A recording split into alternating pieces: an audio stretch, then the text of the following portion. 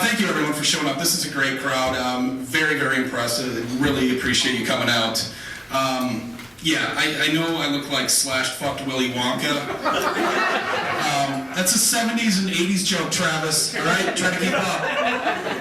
Fucking millennials, man. Anyway, you take away the accessories, and this is pretty much how Dan dresses for formal events, right here. As is evidenced by his current attire. So I originally planned to come out and stick the cane in the ground and do that Willy Wonka tumble and pop up and go, hey, I'm okay. And then, you know, go skinny dip in a river of chocolate or whatever. But I figured I better practice it at home. And I actually nailed the somersault. First try. Nailed it!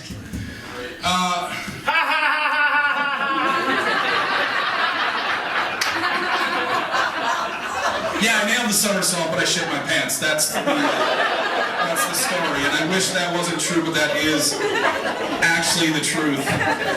So apparently any physical activity at my age and my asshole opens up like air going into one of those wacky waving inflatable arm flailing tube men. I've got the worst seat in the house. Yeah. My ass is tired. I'm 44. It's tired. That's very good. So anyway, I want to be brief off the top because there's a lot to get to today. Hey, Graley made it. Hey, look at that guy. Welcome to the big show. Glad you dressed up. You like that?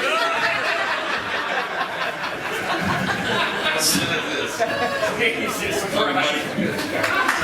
So let's go ahead and bring out our guest of honor. Not yet, bitch. Safe to say most of us have known him for a long time. Any of you who visit him at the tavern, it's like getting roasted every time you go in there. I don't know how he hasn't been fired, considering how many times he insults customers. It's like, did I walk into the tavern or is this Dick's last resort?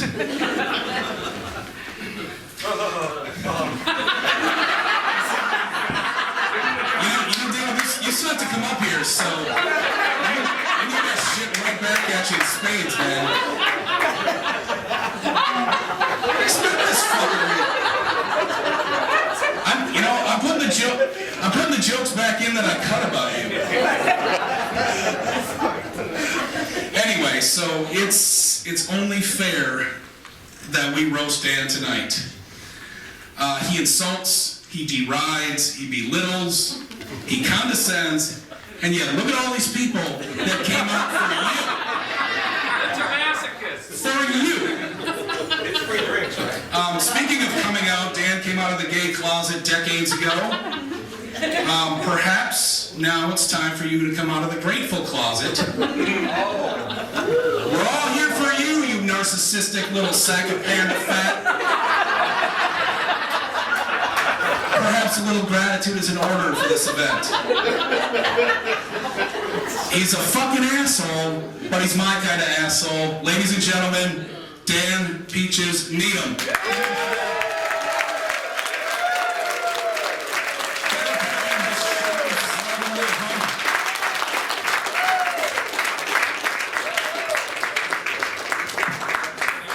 How you feeling, buddy? Not bad. You ready for this massacre of degradation? I am. Anything you want to say right now? To be honest, I'm just looking around for Dr. Phil. I'm thinking this. There's a lot of time to go.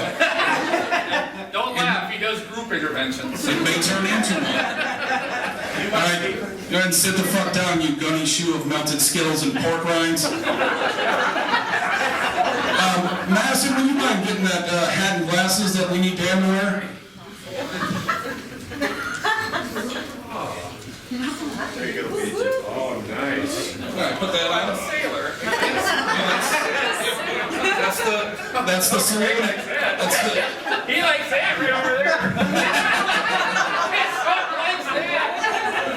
That's That's the saloon head I paid $20 for at the last gay pride parade. Just so everyone knows who the gay one is. Hey, Alex is hiding over there. It's sort of a closet. It's almost like a little wardrobe corner. So, honestly, Dan, I've never heard anyone say a bad word about you, and that's mostly because when someone brings up your name, I tend to tune out.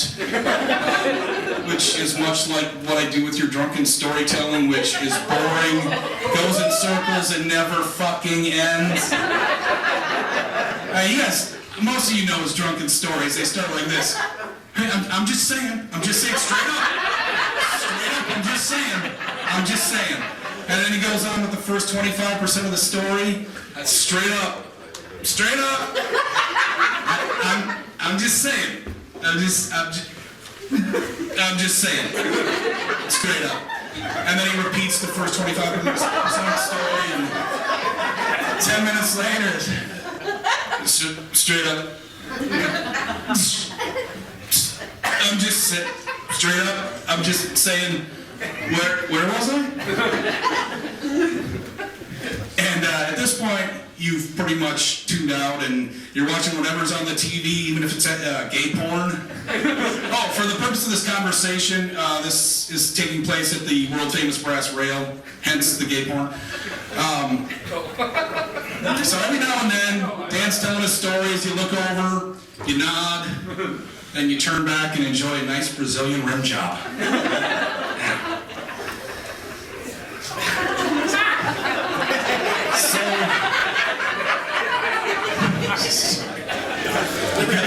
I got a prop I gotta get to. Why isn't anybody in the front row? I thought it was a Gallagher show. What the hell? All right, Dan, we're gonna roast you on a pig, like a pig on a spit. So there you go. Put that in your mouth, fat bastard. That'll do, pig. That'll do. Well, Dan, I've been pretty nice so far. I'll be back at the end to put you in the hurt locker. But before we get to our first roaster, let's go ahead and see who we've got in the audience, huh? Anything about that? Anything you want to say there, David? About whom? About me. I'm getting mocked from this one over here. Angie, where you at, Angie? Where's Angie at? Where's Angie? Oh, Angie was originally supposed to roast, and then she waited till like 2 weeks before the roast and said, "Oh, I didn't know I was roasting." I'm not doing it. Roasting. I told you you were roasting, and you said you never responded. You told me I was. So, anytime a guy looks Angie in the eye, she's like, "Hey, my fucking tits are down here."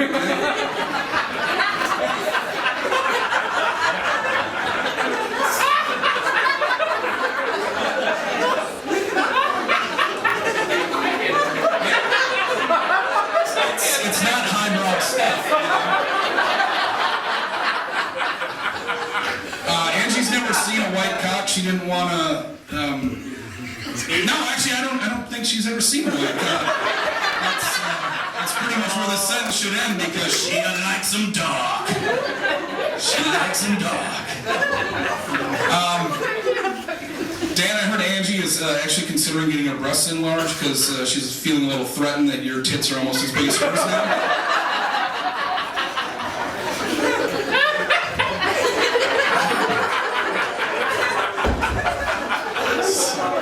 I love you, man. I love you. So I've heard some rumblings. This actually started last night. I heard some rumblings of displeasure because there wasn't any food here. Well, maybe if you have $900 for appetizers, I don't. Tammy Bartholomew. Where are you, Tammy? Oh, there you are. Okay. Yeah. Maybe I don't want you spit-taking a chicken wing under the back of someone's head when you heard the funny, you day-drinking slut.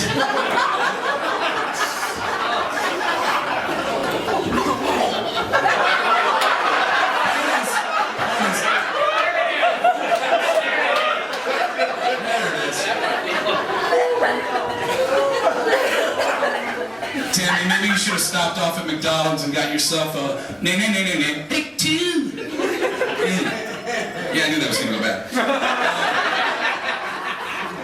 likes to trap people under the mistletoe at Christmas time. I fell victim to it once, not the next year. Now I just wait on a step ladder until she comes around the corner and sees my nuts right under the mistletoe. Yeah, kiss that, baby. When Tammy has a lover over, she doesn't hang a sock on the doorknob. She actually has a door hanger that reads, "Pet in room." And I know this is true because I gave it to her. And you know what, Dan? I gave it to her. Good. Picture that.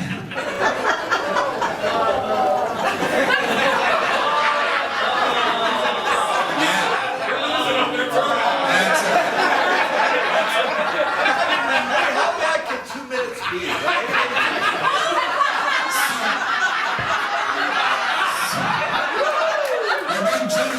We're being generous. Come in around 72 seconds.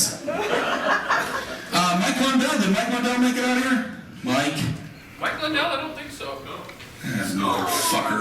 Bad joke. Alright. Stupid gays. Yeah.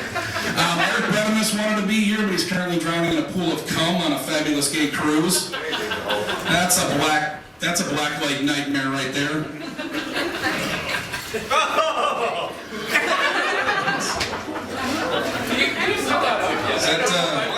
Is that your only comeback? More than 72 seconds. To come on Dan's back? Bryan Oswald is here. Yep, Bryan Oswald. He's our illustrious cameraman. Thanks, Boz, for recording this event. He didn't deserve that. Stop. He did not deserve that. Boz fucks everything. Thanks for recording this event so we may revel in it for all time. We will actually be putting this in the time capsule that we eject into space sometime before the world ends in the next fucking 4 years. Boz and I became, he's one of my oldest friends. I became friends with him in grade school. He had just gotten a buzz cut and wasn't happy about it. I was just about to get on the bus and he came running out of the school crying and yelling. He's like, Chad, they're calling me Oswald! They're calling me Oswald!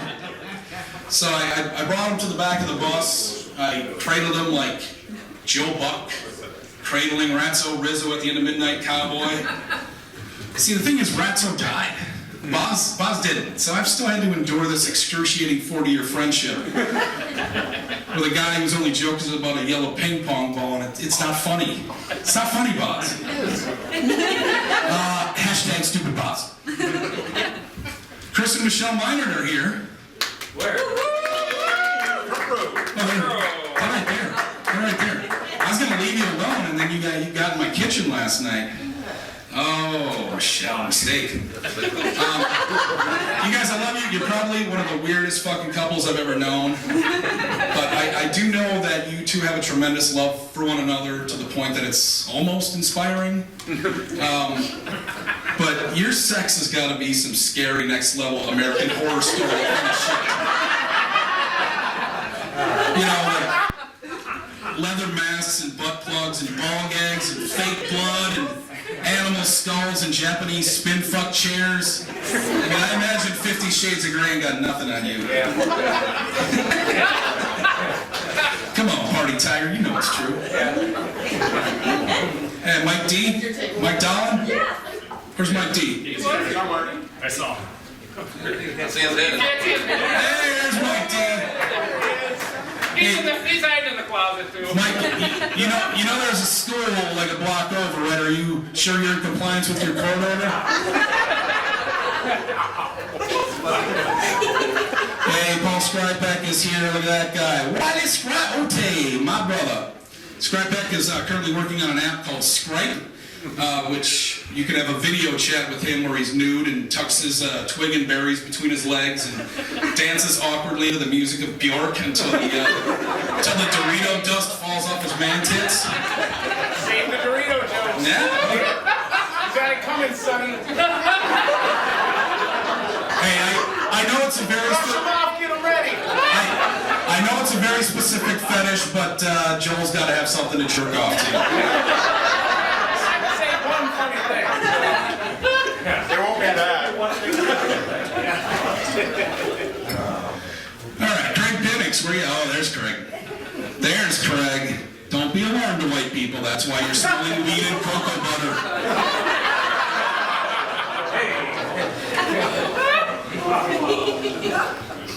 All right, well, let's turn to the dais.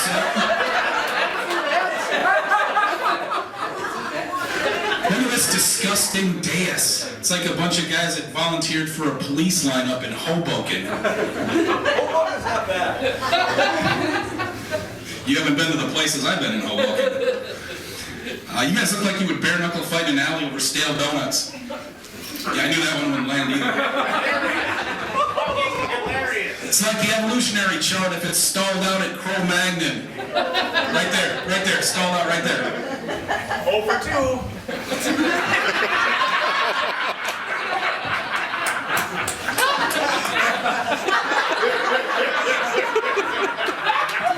I think this one will land. So that being said, I do apologize to all the ladies out there. I know this dais is about as sexually arousing as watching the second tower go down. 15 years is too soon. 15 years is too soon. Right on that.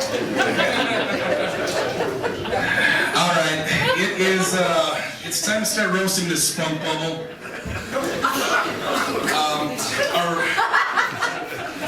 Our first roaster conveniently did not show up, so we've had to shuffle the order a little bit. Pete Barrett has generously offered to come up here first. He's another guy I haven't met until this evening, but that's not going to stop me. Pete, you're balding. There's no questioning that.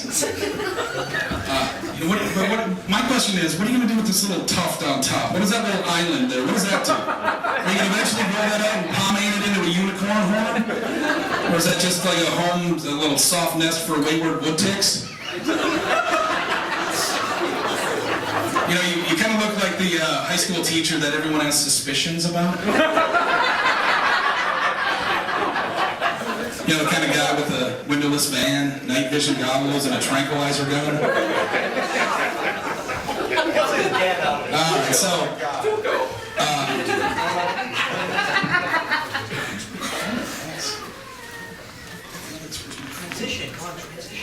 I don't want to transition. It's all planned out. It's working just fine. Except for Perona back here and Purcell. I'm in airplane mode. I'm in airplane mode because there's so much hot air, I'm figuring this place is going to take off. It wasn't meant to be funny. Alright, so after Pete tells us about Dan's misspent youth and how his life took a wrong turn, actually several wrong turns apparently, you'll know exactly why in well over 30 years' time that Dan has never listed Pete as a character reference on a job application. Teen sex, drugs, rock and roll. Pete tells me that no one has dirt on Dan like he does. I just hope there isn't a Pete and Dan teen sex story. Ish. One moment, Pete, and we will bring you up here shortly. I would remember that.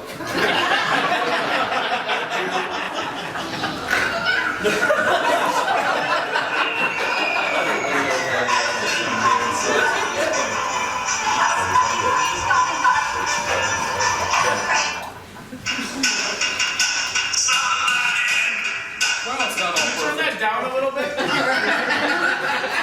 hear a roast. That's why he's got the can.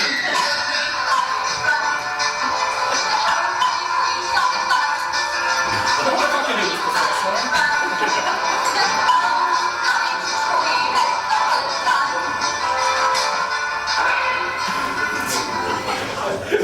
Ladies and gentlemen, please give a warm welcome to Pete Barrett.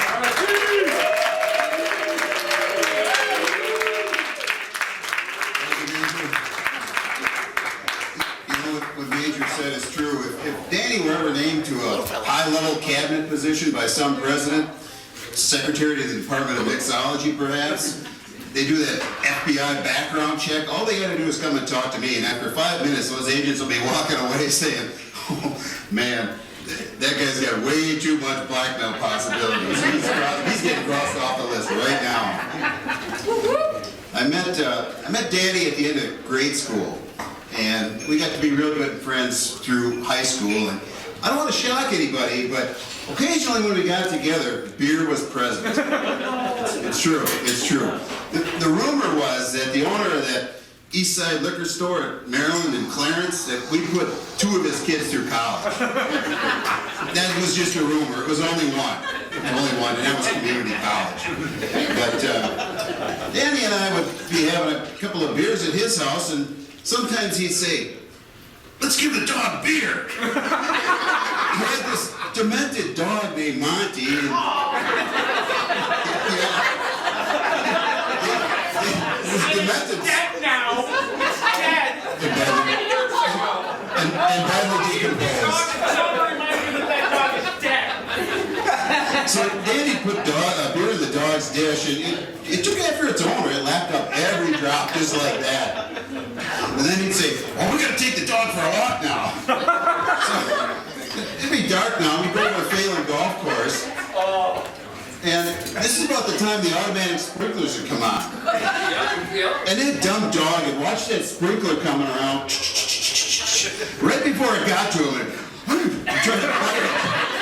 That poor drunk dog would get knocked over on its side every time. Jump right back up and wait for it to come around again.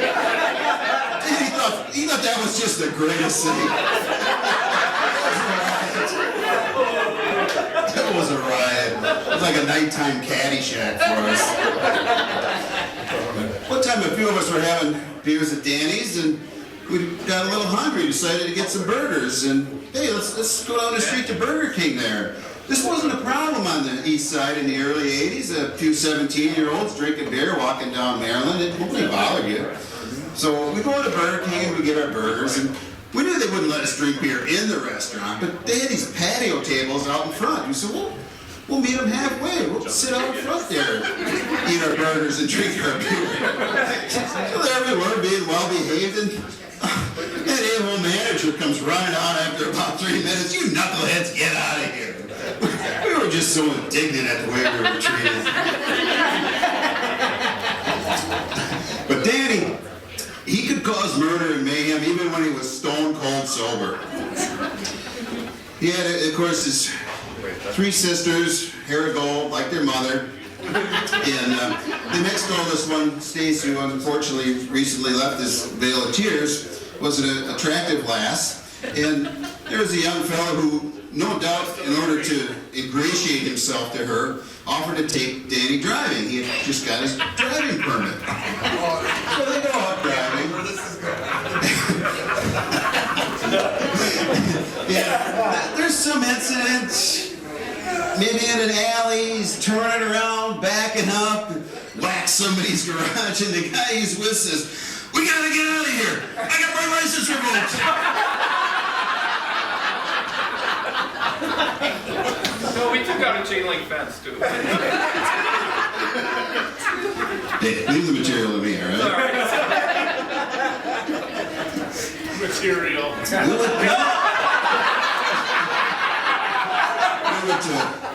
We went to different high schools. I went to a pretty good-sized Catholic high school, and he went to this small private Lutheran high school, and this was one run by the real extremist Lutherans who told him in no uncertain terms that his papist friends like me were all going straight to hell, and he was going to be right behind us. If he kept hanging out with us. Oh yeah. There was one teacher. They knew Danny was a hellion, a troublemaker, a dope fiend, a burnout, because he showed up for school in a black leather jacket every day. Those are my good points. Maybe an Iron Maiden t-shirt. There was one teacher who borrowed a few heavy metal albums from him. You know, I think Danny got him fired for that. You know, at the end of the year, he's packing up his stuff, and the administration saying to this poor teacher, "Yeah, where are you working next fall?" There was one particular school assembly. They were all on the bleachers there in the gym, and Danny was brazen enough to reach out and grab his gal's hand. And this That one guy. Kim, right? This wanton display of raw teen sexuality was just way too much for the administration. They really wanted to kick him out. But he didn't cause any trouble at school. That was their problem. He always got better grades than me, and I figured it was because he was a big fish in a little pond. I don't know if there were even 200 kids there at the time. Less than that. Yeah, less than that. And so the first time we competed head-to-head academically was when we were juniors and took the PSAT. I got a very respectable 125, 130, nothing to sneeze at. Danny blew me out of the water with a 205. I couldn't believe it. I knew right then and there, this kid was sharp enough, he could write his own ticket, he could do anything he wanted. Chemical engineer, U.S. Senator, Grand Avenue bartender.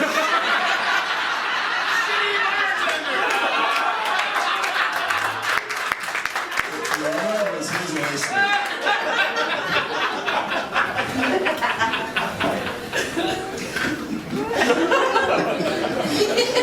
As senior, I'm gonna be back crying now.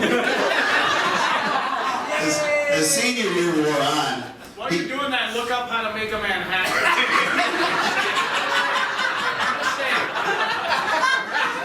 Spirit forward. so as senior year wore on, he relished the dilemma that the administration was facing. He had far and away the highest grades in his class. So he was wondering, well, I know they're going to screw me out of that valedictorian thing, but I don't know how they're going to do it.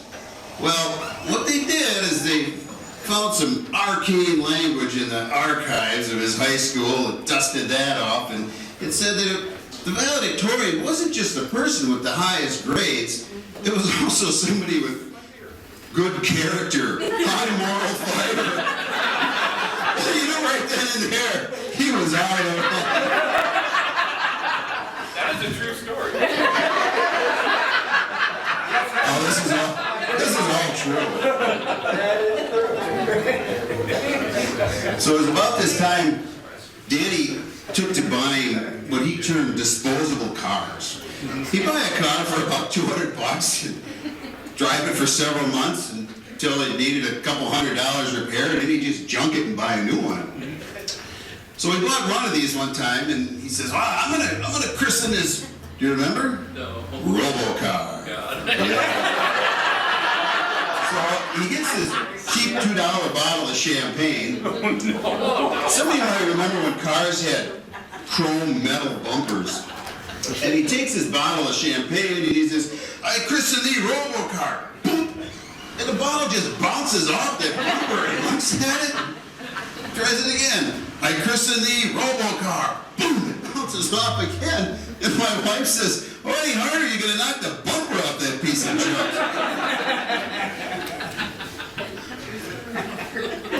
Yes, it is a true story.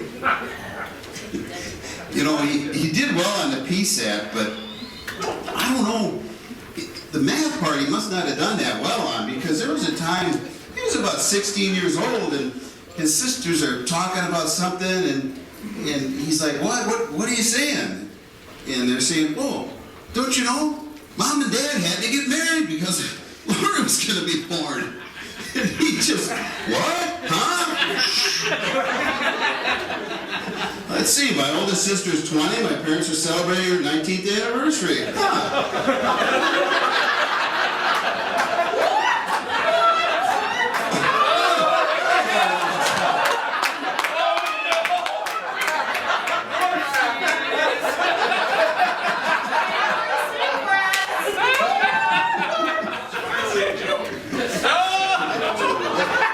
Ooh, tough crowd up here. Coming from someone with no material.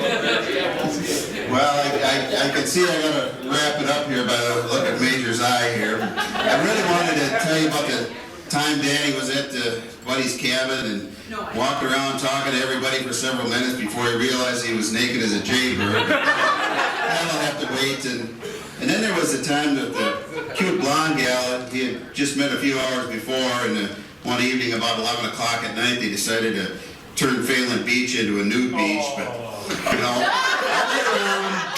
If, as long as there's a pint of beer in my hand, I'll spill all of the tea. Ladies and gentlemen, please keep it going for Pete Barrett. Outstanding.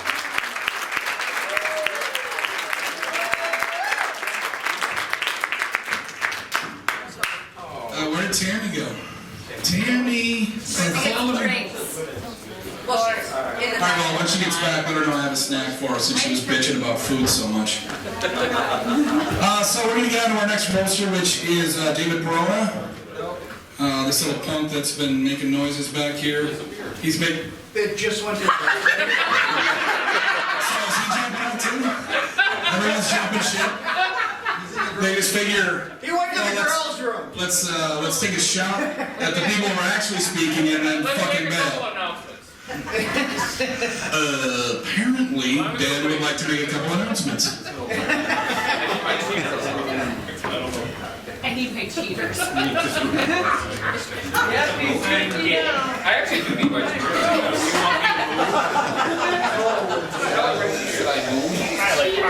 You know, this wasn't part of the program. I know, I told you I was going to know. Squabbling. My nipples are hairy. Just wanted to know. They're right here. Okay, here we go. So you get old, these things. Good. You look good, Dan. Couple announcements for management. girls' rooms. Do I need this? I heard my name while I was taking a piss for the record. Couple announcements for management. First off, we had some complaints from the neighbors that everybody thinks this is a Trump rally. So, Craig, can you move your chair over closer to the window?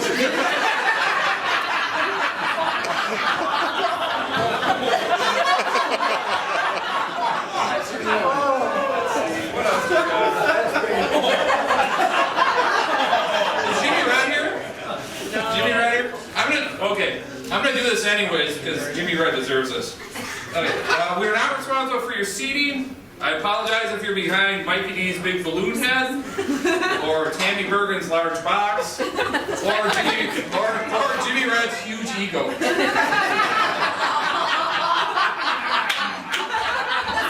Why am I dressed like this? If Angie gets out of hand, we're taking her back to Jurassic Park.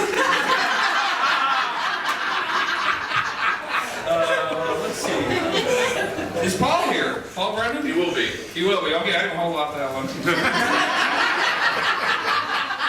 Alex is here, right? Okay. We're trending on Twitter. Hashtag StupidBoz, hashtag StupidGeorge, and hashtag Alex Where's the Hedgehog.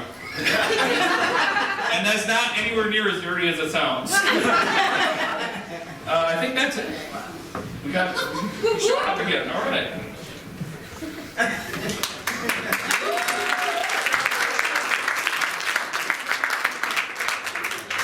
Here's your pretty little glasses that my dog lent those to you. So I'm just meeting David Perona for the first time tonight. This little bitch that's been squawking behind me. So someone must have told him at some point that he looked like David Spader because that's his profile pic. James Spader, excuse me. Did I say David Spader? That's not even a guy. That's like an amalgamation of two guys. Let's go ahead and sit down. I already know it's your time. Yeah. Take my pen. No. Oh, my eye. That's what you said. We're getting off the rails here. Someone must have told David that he looked like James Spader at some point. His profile pic is Spader, circa 1990, like fucking bad influence era Spader. Yeah, you know what? Maybe travel size Spader, little Spader, little guy. David, you don't look like Spader. You look like the guy who knocked on my door the other day to inform me of his sex predator status. Seriously, you look less like Spader and more like what's left on the table after a dog is spayed. Just like a uterus face and ovaries for ears.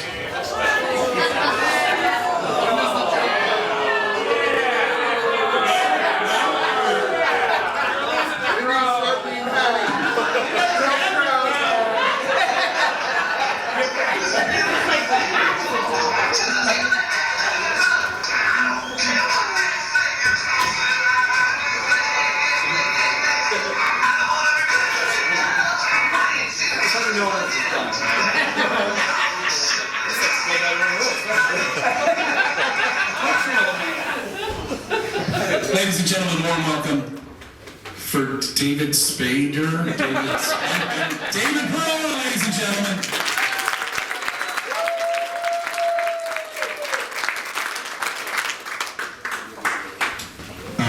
Thank you, Bob. It's the same fucking shit. I'm really here today to provide you, even though Pete did a great job, I wanted to give you more of a perspective of Dan and his formative years in high school. So first, well, maybe a little bit before high school, maybe? So who here has actually gone to school with Dan? Can you raise your hand? 1, 2. Oh, and hold on. So the School of Bartending does not is not so it'd be elementary, secondary, high school, and Normandale would count. No, you're the only one. Am I the only Normandale here? Yeah. That's perfect. All right, so that's really why I'm here today. Hold on, my phone needs to be able to speech here. All right.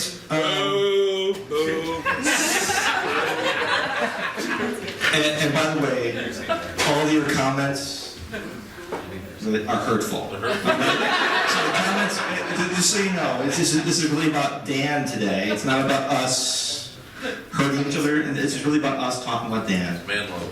I'm not sure about that. I'm not sure about man love.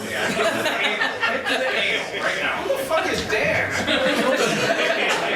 Well, I mean, I just came here for the free beer, and so really free beer, and no one else from high school has actually showed up for this. Why would they? I'm not sure, but please, I wish you guys would just fall back off. Go ahead. No, this is wrong. Can I? Is it okay if I start over? Yeah, sure. That would be okay. Nancy's So- here. She's from high school. Nancy who? Nancy. Thank No, you. I don't know Nancy. You're welcome, Nancy. Siri. Oh, wait, sorry. Go ahead. I can. Somebody cut me off. Give her a round of applause.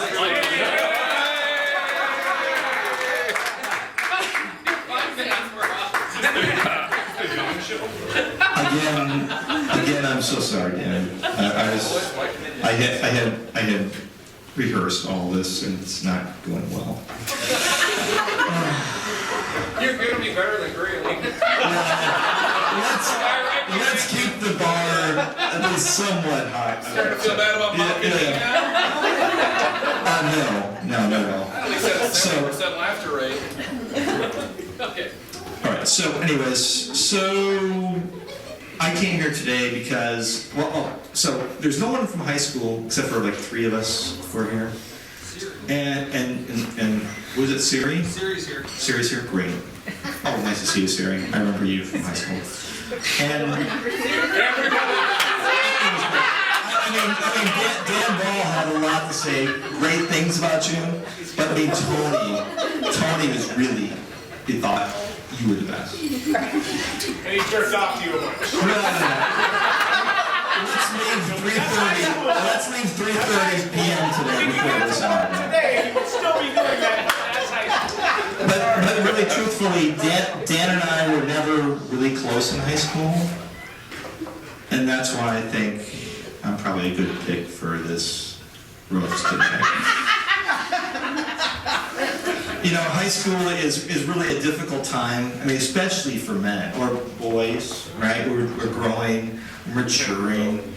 You know, there's puberty. There are girls. There's. Some of us. Well, no, I mean, no. To be fair, Dan. I mean, you know, we had gym class in the boys' locker room. You know, the first time you go there, take off your clothes, and the most embarrassing thing would be what? To get excited while you're in the shower. This is wrong. I'm sorry. But for Dan though, that was never a problem. You know, no one ever noticed. It was okay. And so he got through that, and that was. Over the red It was fine. No, I mean, I never heard any comments, right? Never did. But But in all seriousness, no, we heard this. I wish I would have coordinated my speech with Pete because Dan was the smartest person in high school we went to. I mean, I think you had a 1590 in your SAT. No, it was like one wrong on your SATs, and that was it. So nerd. No, he could have been anything he wanted to be. And I actually heard a lot of our high school friends would complain about Dan because he would either do his homework on the school bus on the way to class that day, or you would actually study like 10 minutes before the test and still get an A. So the valedictorian, everybody be quiet, Craig Franzmeyer, who actually got the valedictorian. Craig was a great guy. Yeah. I mean, he really was. But he used to complain about you all the time. He goes, I would spend 2 weeks on this paper. I would do it, or would homework over a weekend, and I would come in and I'd get a 94. And then Dan would do it on the school bus, and he'd get a 98. That fucker. Craig was so fucking pissed. And that's why Craig is not here tonight, by the way. I mean, Craig wanted to be here. He did, but he was so mad that he had put all this effort forth, and yet, just because of your extracurricular activities or the level or not doing them, that he actually got it. And Craig did deserve it, by the way. But Dan and I had a lot in common. We both liked going to rock concerts.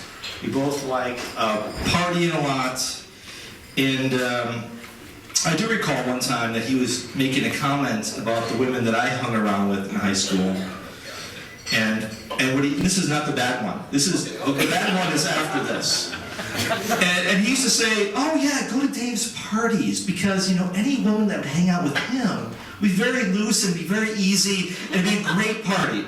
And unfortunately, that's what he told me, and it stuck with me, and it was a terrible thing, Dan, and I wish you would take it back. But You want to learn how to give a blowjob. Still doesn't know how. He's really bad. Okay, I think my 4.5 minutes of fame are almost over. But the other thing that I still remember Dan telling me, is burned into my brain, this is not even a joke, this is the truth, is that he told me about his first sexual experience. And I was not there. No. This is okay. I don't know if this was actually his first one. He wasn't outside, he was inside. No. Honestly. Is this why the teacher got fired?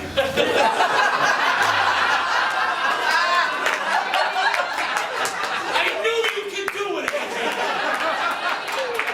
Get up here. So it was about his first sexual experience, with a girl, and it also included beer. Do you remember this? Do you remember this story that you told me? I don't remember what I told you. Exactly. But I'll skip to the end. In the end, it didn't turn out very well. So he swore from that day he would never do anything related to girls or beer, and you can see that in his life today. It's nowhere near that. So thank God there's neither one. You said that so it could get. No, it's all right. It's okay. I can still hit it with my finger, and Dan gets excited by that. So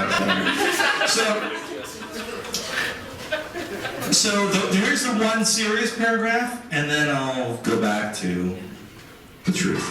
So, which would be, but Dan also relates very well to animals. And the one thing I would say is that I have a very nice, cute mutt at home, very brown, very medium sized, and Dan also took care of his mutt and it actually was very similar to mine. So I saw this last year that Hank had passed away, and Hank was very sweet and very nice, and that's really a lot of what I like about Dan. And the last thing I'll say is he honestly is the smartest person I've ever worked with, and or actually not work with, actually gone to high school with, and gone to parties and gone to what else? Parties, rock concerts, as we do. So that's it today. So thanks a lot, Dan. Thank you for letting me come here and roast you a little bit. And,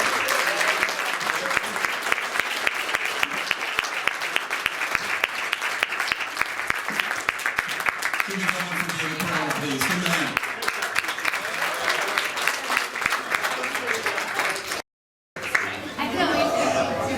All right, so we're going to move on to our next. Guys, it's downhill from here. Sorry.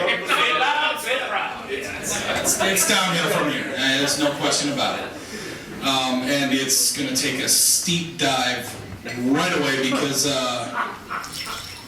Eric Rico Hellzen is here.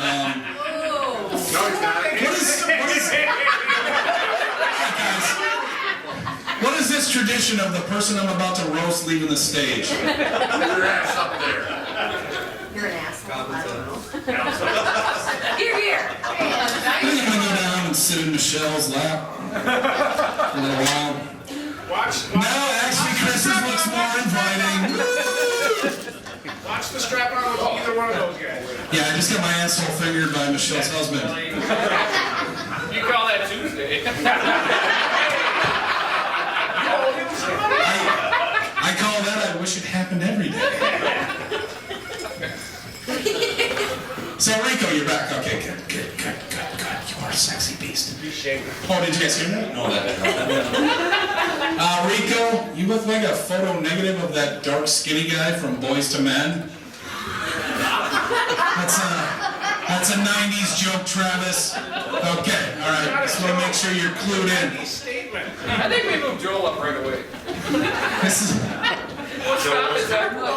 is a guy so pale, makes Taylor Swift look like those weird fucking scars on Seal's face. Yeah, Rico, I remember years ago you and Jimmy Redden were thick as thieves. You were quite the 1-2 punch like the jerky boys with Down syndrome. Seriously though, I do enjoy the company of you both, but separately, together, Rico, it's like you're Triumph the Insult comic dog and Jimmy Red is the hand up your ass.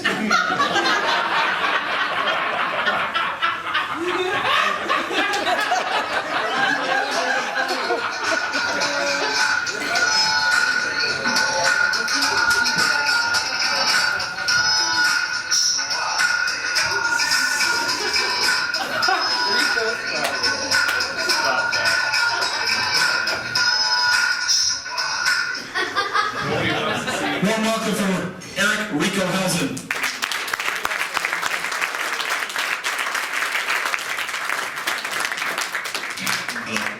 This is the worst fucking cable access show I've ever seen.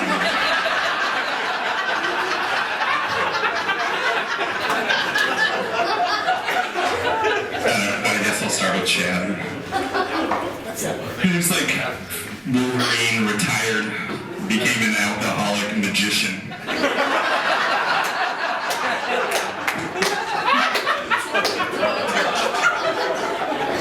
He has his own clothing line at Sears for hipster dads. I was looking up material, looking through his Facebook page. There it is. And I was trying to make a joke about his rings. He has this weird thing with all the rings that he wears, and I'm scrolling through his Facebook photos, and I realized that like 90% of his photos, his hand is right by his face. I'm not joking. The break is coming up. Go check his Facebook page. It's either a profile picture, just his head, and everything else is him going. So you can see all of his rings, and I don't fucking get it. Bryan Graley's up here. I'm surprised he showed up. Just in general. I mean, no, I think we knew he was going to be drunk, but I feel bad even making fun of him. No, I feel bad. I mean, he's from West Virginia. That's easy. He works at a restaurant in the mall with Paul Brennan. Like the only two guys that have ever been fired from the tavern in the history of mankind.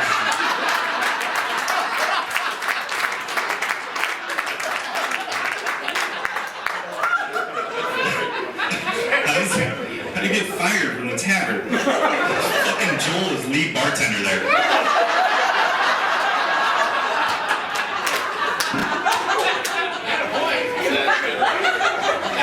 The last woman that I knew, that any of us know Graley had sex with looked like Monchichi. I don't know if you guys remember that doll, but you can look that up at the break also.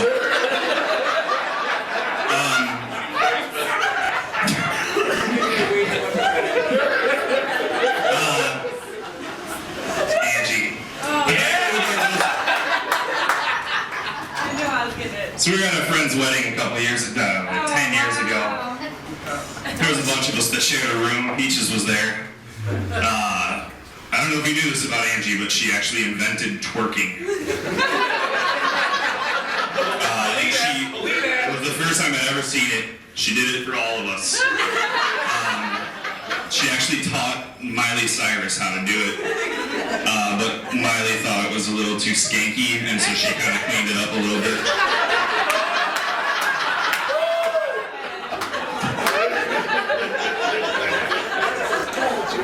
Then we have John Kavanagh. Yeah, exactly. Nobody fucking claps.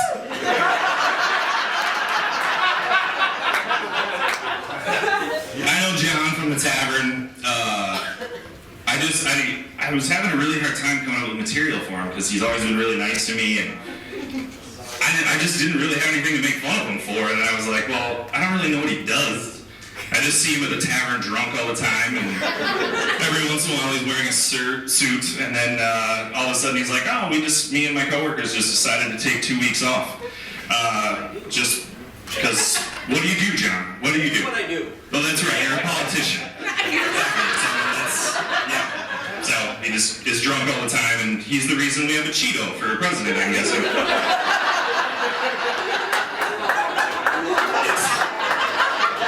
Nice tennis shoes. That's a good touch.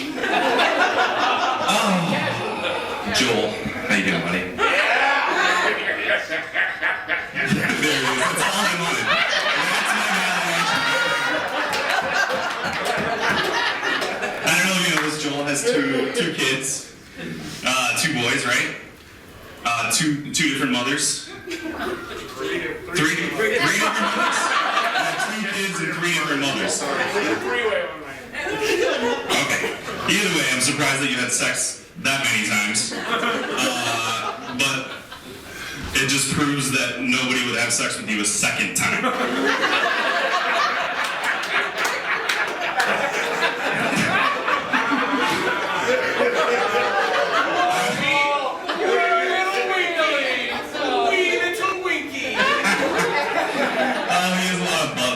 Too, and he tells everybody about it. I don't know if you know this, he used to be a rapper. I actually saw him perform one time at O'Gara's. It was like watching a white kid Rap from Blaine.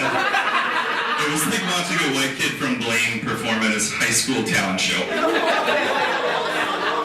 And the only person that I know that is a worse rapper than you is probably Damon Contreras. And I'm just sad that he's not here right now. All right, now we have Alex. Alex is a mixologist. I'm a bartender. Alex is a mixologist. I'm a little disappointed that he didn't dress up tonight, because if you know anything about Alex, he usually is wearing a nice sweater or a smoking jacket, something very exotic. He likes fine wines and artisan cheeses. He gets his hair cut at Gent on Grand Avenue. He's so douchey about his mixology that he actually makes tinctures at home. Tinctures. And speaking of your wardrobe, though, I found this out and I thought this was amazing, that as well as you dress, who ties your ties? My roommate. Your roommate. I want everybody to know that his roommate ties his ties. You are not a man, sir. Take away his mixology license. It's time for Peaches. Yeah! Hello, sailor. If Rip Taylor and Dave Attell had sex. I'm not done. Peaches would so jerk off to that.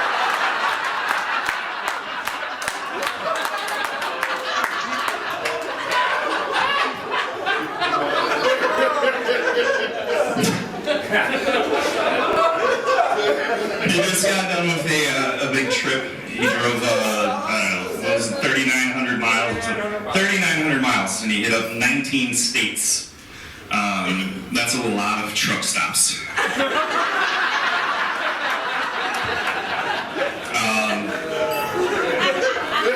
don't know if anybody has any guesses how many guys he sucked off in glory holes. The answer is actually only one, and it was in West Virginia.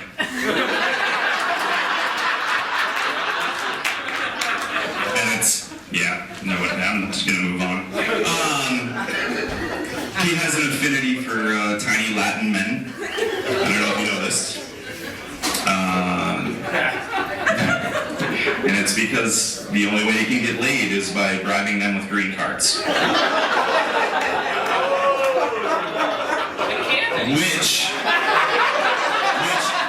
stop stealing my fucking jokes. Which is why he hates Trump so much. Because his dating pool is now Graley and Joel. One more fun fact is that every once in a while when he's bartending, and Peaches farts, you hear one of Chad's rings drop out.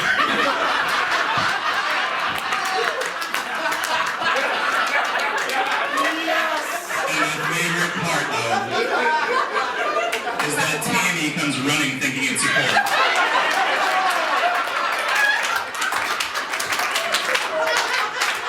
I love you.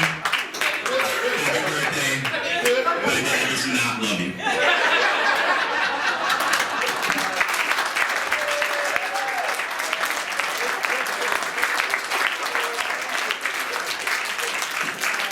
Please keep it going for Rico Hellzen. That was awesome, guys.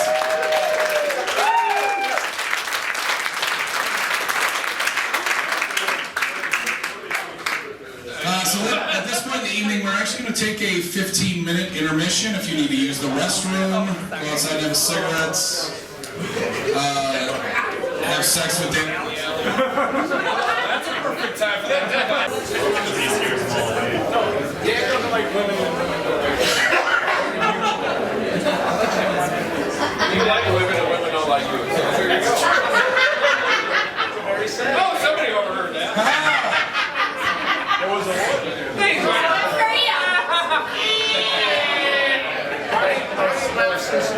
Yeah, exactly. Those are good flights. You are really setting yourself up in a fall. Ladies and gentlemen, welcome back.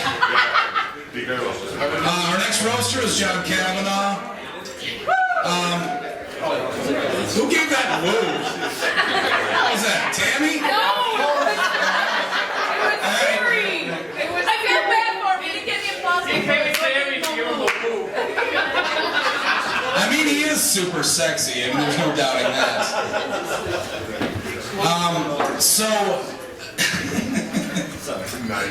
John just got back from competing on the Icelandic game show, Who's Got the Whiter Teeth?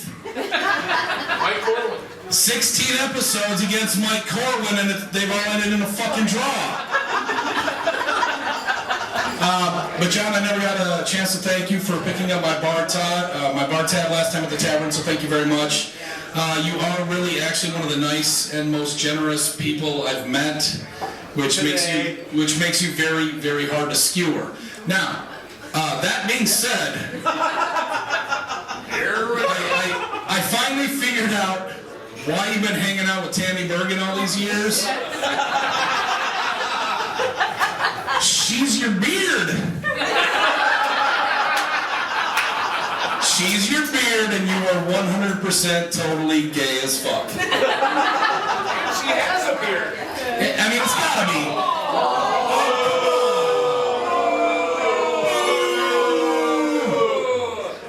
You suck. You can only make fun of her box. Very large box. Very large. She's also heavily She has a very large box. Up here for an hour. So, I mean, come on, John, it's gotta be. I mean, otherwise, why would you hang out with her? I mean, she's really got nothing of value to offer. Poor life choices, yeah.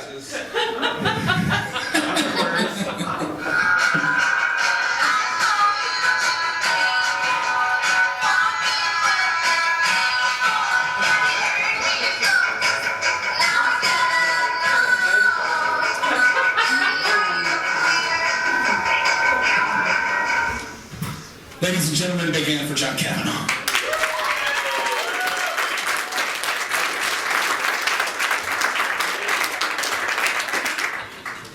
Happy birthday, Dan. I'm a little surprised you all came back. I didn't really expect that. But you're all beautiful. Thank you for coming out. Again, sharing a laugh, toasting a beer, all to humor Dan, Needham. Dan, you can relax, actually. NBC's Chris Hansen is not going to come out here and ask you to take a seat. That being said, you should actually hide that bag of wine coolers and condoms. Just so you know.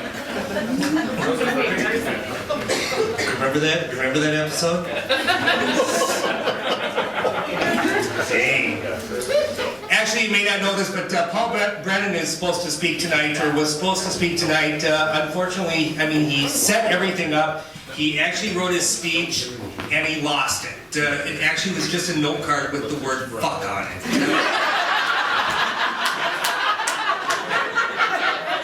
Which is kind of funny because he plagiarized Graley's speech.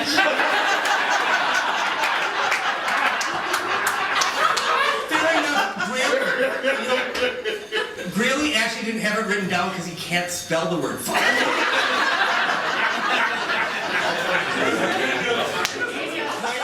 Great West Virginia school system there. Actually, Joel is going to deliver the same speech. It's just going to be delivered as a drunken slur. So, or drug-induced, one or the other. You play it well, man. Hey, it's very nice to see Dan's family here. Again, yeah, absolutely. Sister Lori, Sister Tammy as well. I didn't think that Maddie was going to be here, but what's that? Oh, surprise, Maddie. God bless you. And of course, Travis too. Again, thanks for showing up. You know, unfortunately, Dan's mom, Sandy, is not with us tonight. She passed about a year ago, or a little over a year ago. And if you didn't meet her, you missed a lot. She was absolutely a wonderful, wonderful woman. Smart, bubbly, cute, fun. Everything that Dan is not. Obviously, it skips a generation in the main family. Hi, Lori.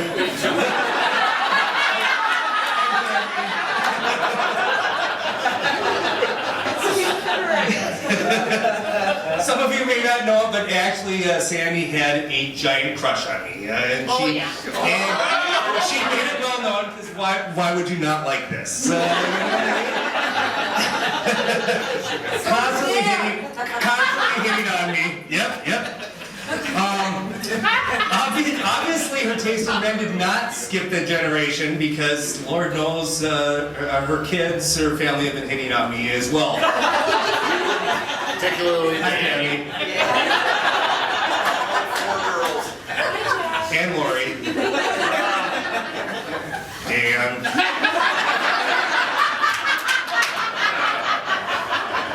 Travis.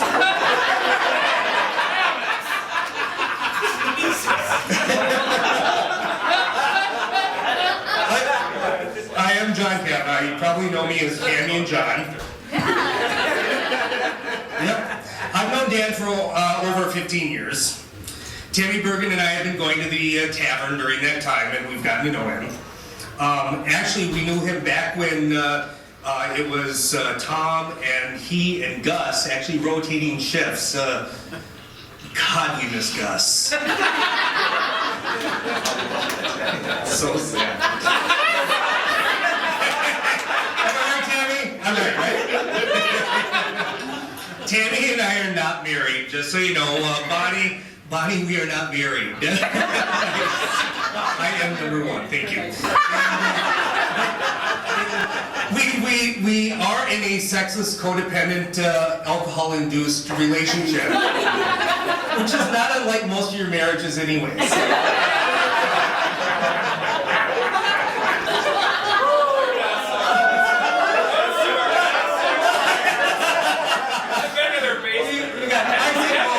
I said most.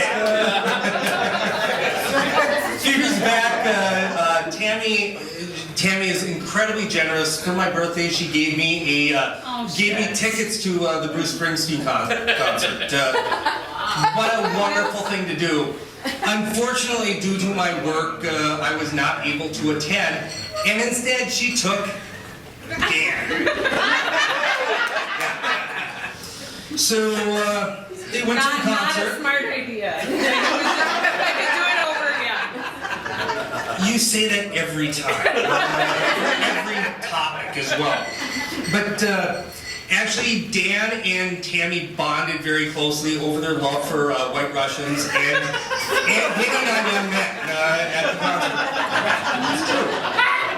And after the concert, Dan leaves me and an absolutely drunken Tammy Bergen falling off her stool, clinging to a styrofoam container of half-eaten chicken strips. I get to drag her ass up to her apartment. It was great. God, I hope your birthday is as much fun as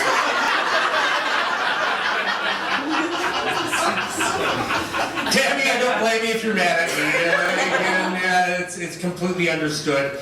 I think the only way that I will learn my lesson is punishment. Let's say the silent treatment in maybe 10 years. Is that enough? Is that David again? God! High school? That's what he says. This is what you get from St. Croix. Just so you know. Good God. I am a lobbyist. I'm not a politician, damn it. I worked on actually passing legislation for gay marriage.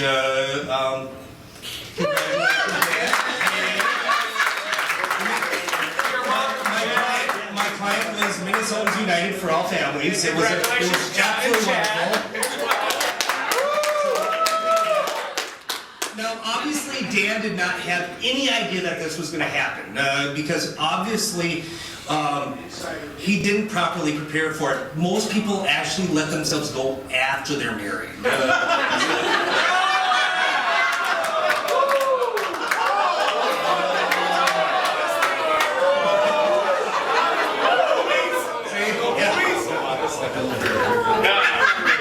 Oh, Andrew, don't be jealous. And I failed to actually recognize all of his family here. I also want to thank Dan's husband, Angie, for being here. And his wife, Chad.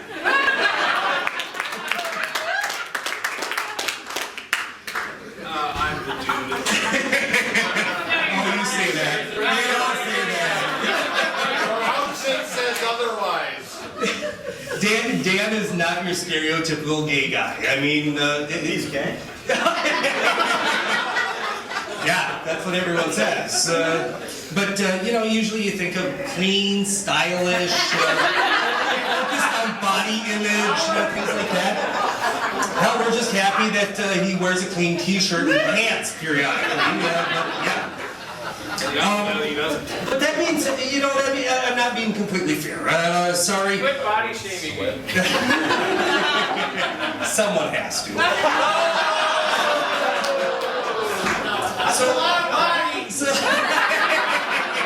and it's a lot of shame as well. So, I'm not being completely fair to Dan. He obviously has some concern for personal hygiene. Case in point, when he goes downstairs to, in the tavern, when he's bartending, he goes downstairs to update his Facebook postings and check his email. When he does that, he actually brings down with him hand cream and Kleenexes.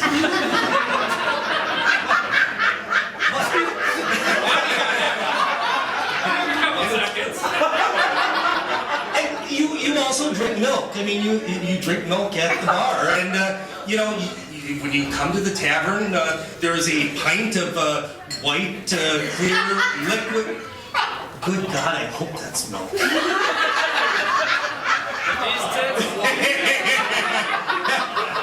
may be lactating. That is just sad. Actually, the Needham family has a deep dark secret. Actually, his mom, Sandy, put him through conversion therapy. Yeah. He was at once a friendly, skinny, good-looking, successful young man. Converted that right out of him.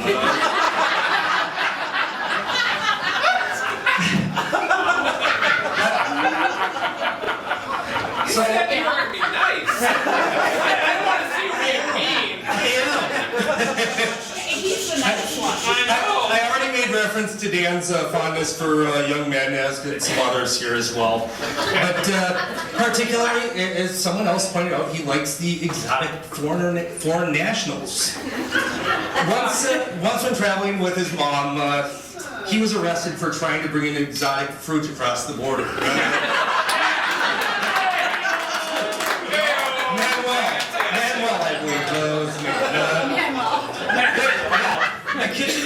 The kitchen staff at the tavern, it's like his own personal, yeah, it's ugly. Yeah, they do. They're young, they're Mexican, they're boys, Dan doesn't know Spanish, but he speaks actually fondly of the nickname that they've obviously given him. He doesn't know the exact English translation, but every time they enter the kitchen, they yell, "Clench." And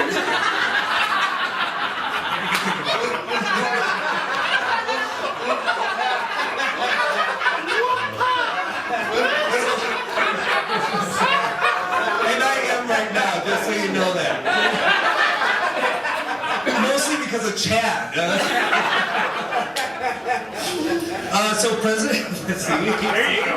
See, that's Farther. there are. Do not deposit a That was ring. David. Yeah. So, President Trump, you heard he was elected, building a wall, and then he also did the executive order limiting immigration as well. Actually, Dan refers to those as cock blocks.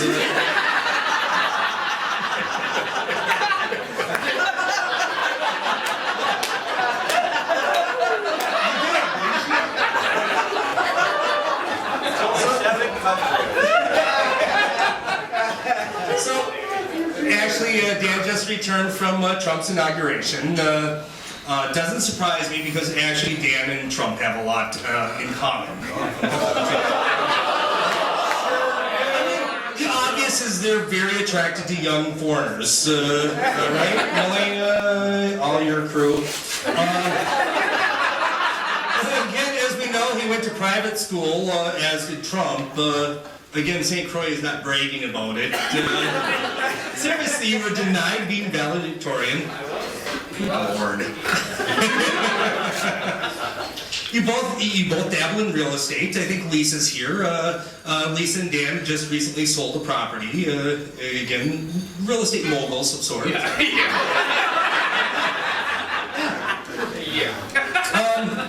You both like sparkling glitz, you and Trump. I mean, you also like unicorns. I mean, you like unicorns as well. I don't know if Trump is there. Trump runs casinos. You and Mikey D frequently are running some gambling scheme at the tavern. Ashley, come on, really? There are laws, just so you know. They both attend theatrical events. Yours usually are starring Batboy, if I'm not mistaken. Yeah. You know Batboy. Angie knows Batboy. Angie knows a lot of folks. Damn. You both have a history of grabbing people's junk as well. No, they're not. They're not laughing. It's actually true. But and Trump is from Queens. Dan is a Queen.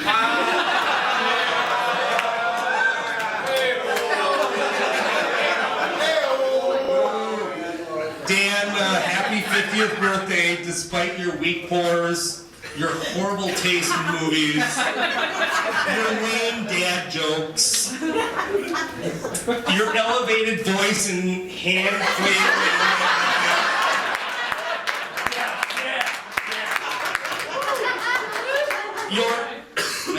Well, despite all your weaknesses, we love you, man. Happy birthday.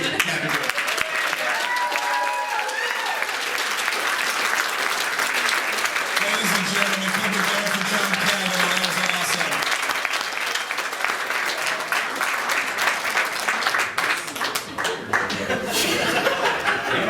Terrible.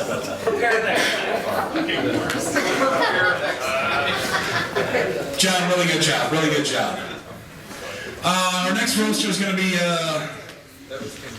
MC Eyeball. this mess sitting here right there. Joe Purcell. Joe forgets he has kids until it's time to claim deductions on his taxes. 6 grand, bitches! 6 motherfucking Somebody's going to Jazz Fest, motherfucker!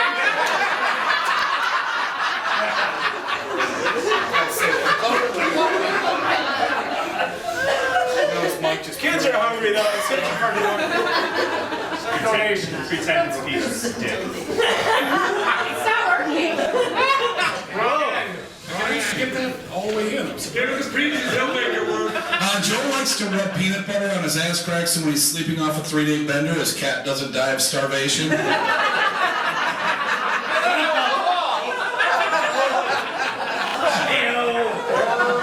It works across the spectrum.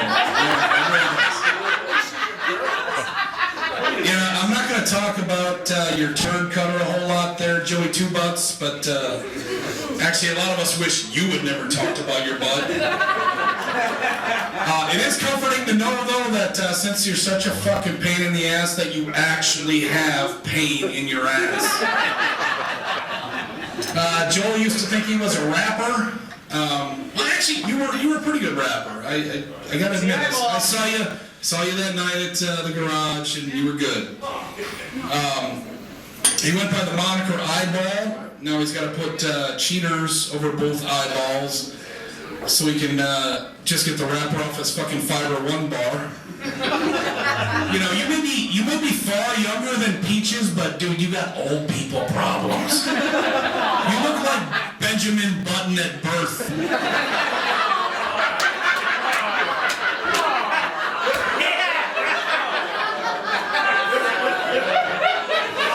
Oh, yeah, certainly did. So lately, Joe's been taking to Facebook at like fucking 4 or 5 in the morning. I was gonna say presumably drunk, but obviously drunk, to lash out at friends and the world in general. Hey, what are you trying to be, Paul Brennan?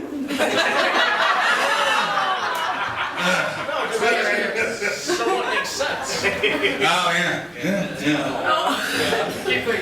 Either way, you're like Dan's dick, gross and unloved.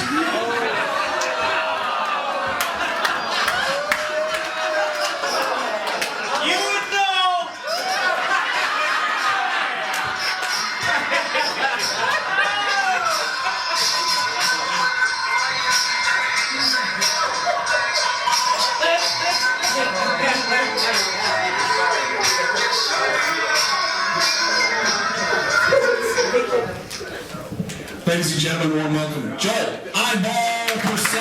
Give him 2 bucks. Give him 2 bucks. Alright, it's been a little too clean so far, so I'm gonna have to grind this shit up just a little bit. First of all, everybody loves Peaches, and he's very appreciative that you're here. It's a very fucking ugly crowd. But you know this. I mean, you have to see it every day in the mirror while you're getting ready, brushing your teeth and your disgusting faces. This looks like a cross between a fucking sci-fi convention and a pie eating contest. It is just horrible. I'm gonna jerk off regardless tonight. And that's all well and good.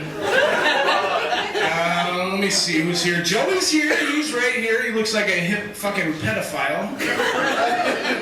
We got Tammy over here. In case anybody's interested in any type of sex at all, she's down for all of it. Just remember, 3 holes, 2 hands, 5 at a time. Any overspill, I think Sarah Bleegard's here. She'll take on any other comers. I see the lovely redhead Diane Breezy back there. I love her very much. Unfortunately, she has herpes, and those herpes' name is Paul Brennan. We have a closet case on the board here. Obvious closet case. Luckily, he has company in that closet, and I have him hand me my work shirts when I have to work or, you know, go out, whatever. That one's not very funny.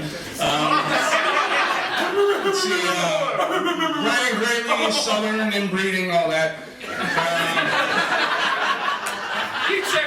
Rico's here. Rico is here. Unfortunately, Jimmy Red is not here because, like Chad was saying, back in the day, they were thick as thieves. And Rico had his tongue so far up Jimmy Red's ass that he could taste Damon Contreras' dick in Jimmy's mouth.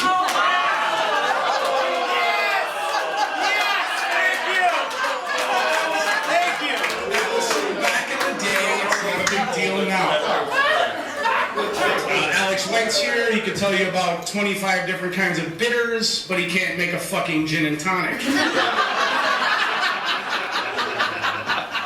Keep this somewhat short and sweet and go on over to my main lady over here, Peaches. He wanted to have a 50th birthday celebration, but he didn't want the roast, and I told him you can't have your cake and eat it too. And as we tried to discuss further, all he wanted to fucking talk about was the cake. The flavor, the size. The size is important to him. Naked dude inside of it. Him and Mike D have a lot in common. They're kind of like a driveway and carpeting. They just never get laid. Never. Come on, that wasn't good. It was funnier up here. Both of those do actually get finished. Dan did try with ladies when he was younger and you know, before he came out of the closet, but his sisters got really tired of that really quick. No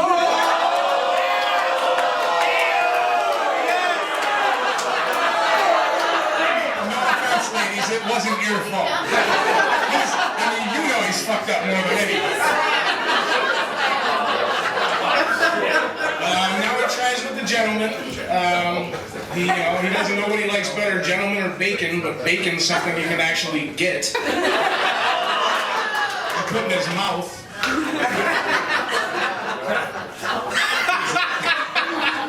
I'm kind of out of jokes here, so. No, but really, I am keeping it short and sweet.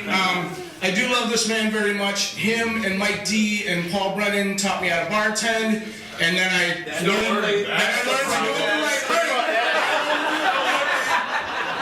it the right way. I had a few more things, but I just would rather kind of put the mic down, get drunk, and let somebody else kind of flop like I am. So, No, you're not at all. I do.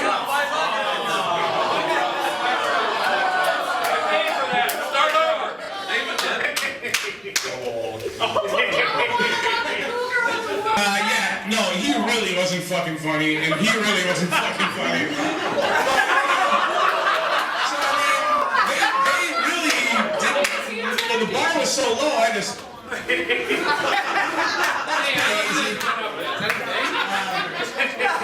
Alex White, and white is the key word. This guy is so fucking white, he makes Megyn Kelly look like Tito Jackson. Tito was one of the Jacksons. That's how you do it. That's the way you debate. Your next president, everybody.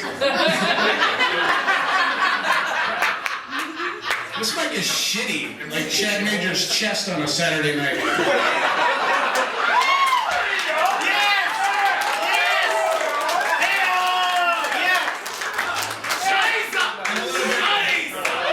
Mouth too. A little bit in the mouth doesn't hurt. He doesn't swallow it, so he doesn't get the hepatitis. Anyway, this guy I fucking love, and you know, I talk a lot of shit to him anyway. Like I mean, look at his. He looks like a Butch Dyke, but like on a bad day. He drives a Butch Dyke car. No offense to any Butch Dykes, Angie. I'm sorry. My bad. Let's make sure. And the thing is the Butch Dyke gets more dick than Dan does. So, but there's nothing I can say up here that I don't say to him every time we cross paths on our shifts. I love you, Dan. Happy birthday, buddy. That's it.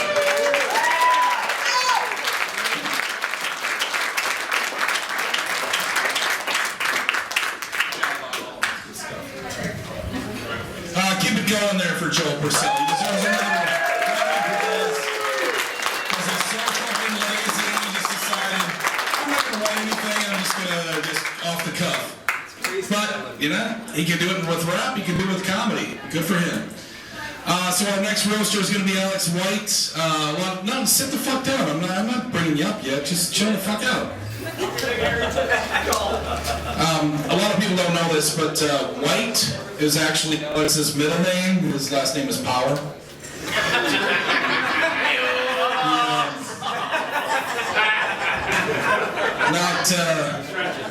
Not a big fan of the ethnics.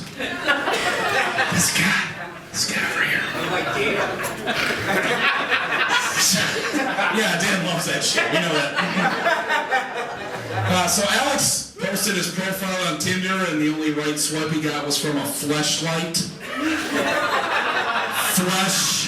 Fleshlight, people. It's a fleshlight. So Alex bartends at Manila in downtown Minneapolis. He gets the sadsies when someone just orders a beer. You don't want a beer. You don't want a beer, but I can make you a very, very refreshing cocktail with complex layers of flavor. No, really, dude, just the Coors Light, man. But I have this is a spot-on Alex White impression. But I have Trinity #2 bitters and grapefruit crema and pepper cube orange bitters and white lion arak and strawberry tincture and Girosa. I can do so much. You'll be amazed. No, I'll be amazed when you finally slap down that can of Coors Light there, hombre. Fucking stupid Mexican.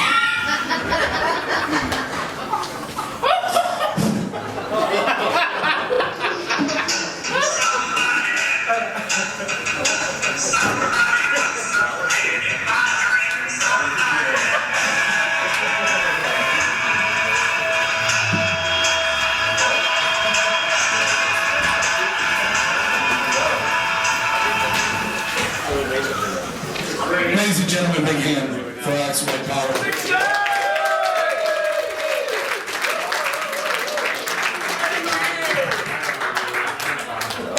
Thank you, Chad. It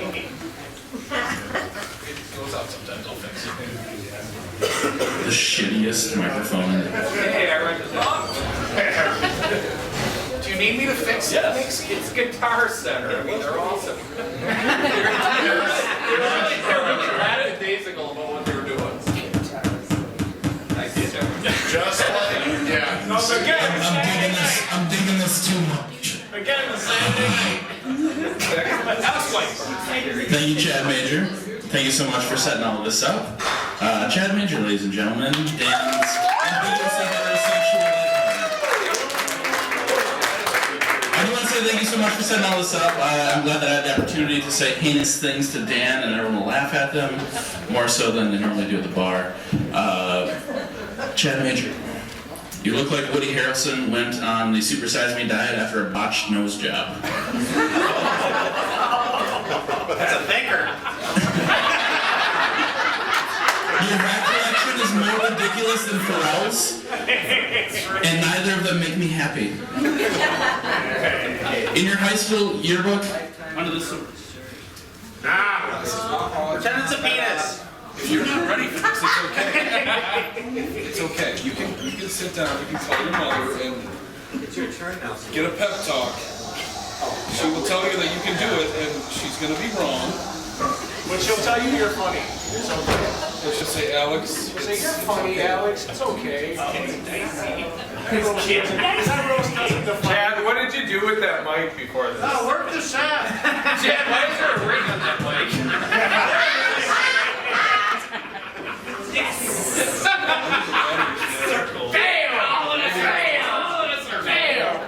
That makes sense. That is always bad, that kind of shit. talk loud. All right, we're just doing this. All right. Off the top. Trust me, the laughter won't drown you out. So in Chad's high school yearbook, under the superlatives section, he was rated most likely to shave a lightning bolt into his beard. Your haircut looks like a pedophile. I'm serious. I was hoping you would have cut it by now. I feel obligated to call the local elementary schools and let them know there's a man walking around saying, "Hey, you can pet my doggy."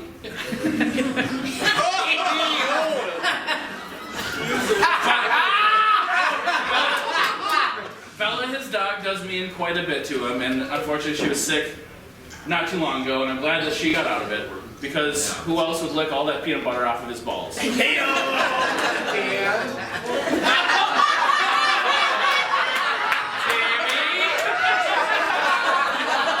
all know Dan is strictly a power bottom.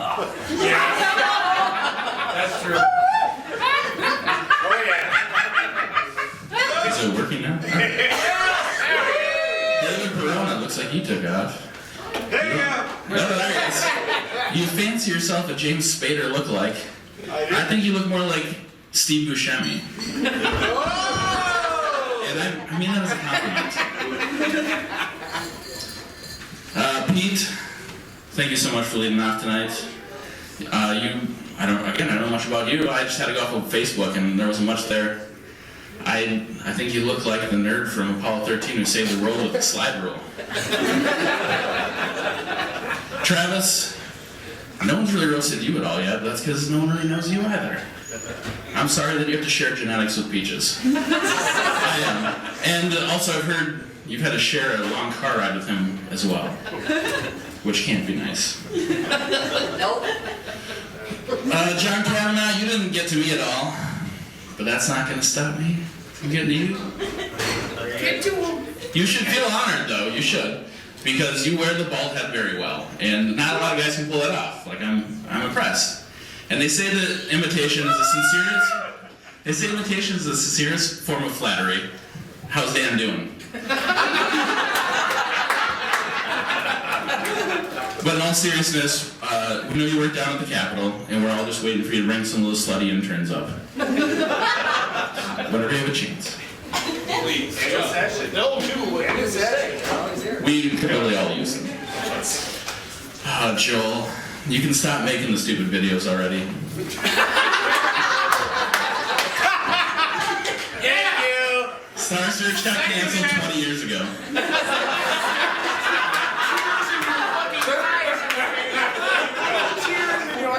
Have you not made enough money on YouTube yet to buy Victor that promise ring he's been looking for? Don't talk about me, but don't talk about Victor. I am honored. You you did make a video for me, and it was a very heartfelt video, especially when you talked about my big hairy man boobs. Yeah. That was a touching moment. You're a great father. You do have 2 sons. I'm glad that you finally got a second chance at things. Hey, sons. Just keep James away from Chad. Whoops. You mean Santa Claus? Exactly. And his little doggy too. Easter bunny, tooth fairy, I'm everything. And you guys can tease me all you want about being a mixologist. I just know that every time you make fun of me for slapping mint, that in your heads you're just thinking of slapping Dan's big, saggy, hairy testicles. That doesn't rhyme with mint. Paul Brennan made it out tonight. Where's Paul? You can hear me out there. Weird. Paul's at the bar. Yeah. Fuck you, you fucking fuck. Best joke of the night. Yeah, fuck you, Pass Paul. up the opportunity to make fun of Paul. The fucking Mighty Ducks, man.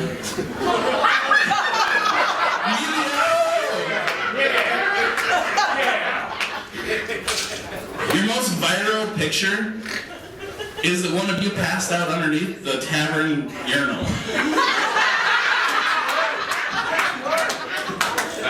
And it's not like you were drunk and you fell down, you're kind of near the urinal. You were like curled up into a tight little ball like you were falling asleep on your hands. You knew exactly where you were going. Right into the urine stain on the terrazzo floor.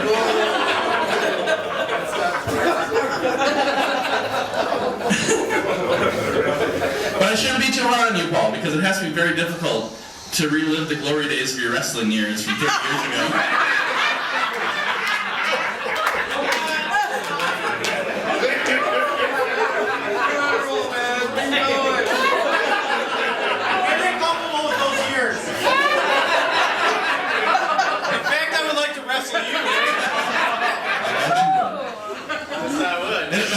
Thank you though, because like there are times in my life where, you know, like you get a little down, a little sad, and all I have to remember is that I can just go on your Facebook post and look up anything you posted at 4 in the morning, and I'm instantly feeling better. So thank you.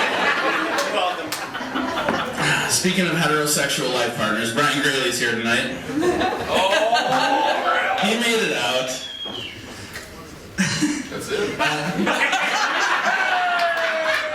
We're happy. He made it out of the food chain? Fucking drill me. Graley and I have a lot in common. We both used to work for Famous Dave's, so you might hear him call me Famous Alex from time to time, and I guess that's where the similarities end. For everybody's sake, I hope, Bryan, that you brought your translator tonight. Because I think you're the only one here who speaks backwoods Appalachian Mountain Hick.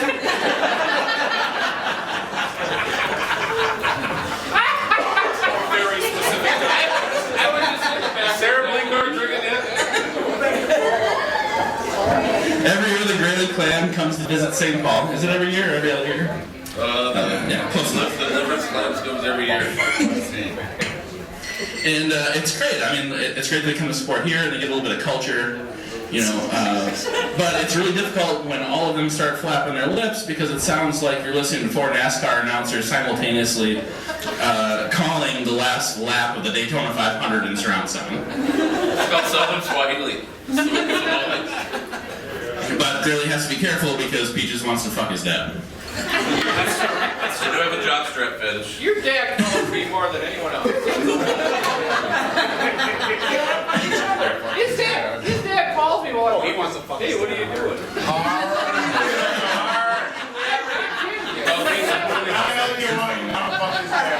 like Barry Bostwick. Get you some mussy, Barry Bostwick. Bryan, you are the epitome of the professional bar hopper. But you must have bought stock in Anheuser-Busch because I can't imagine why you'd want to see how different the beer tastes in a bottle from bar to bar. It's like water. I bet it does. Rico, sweet Rico.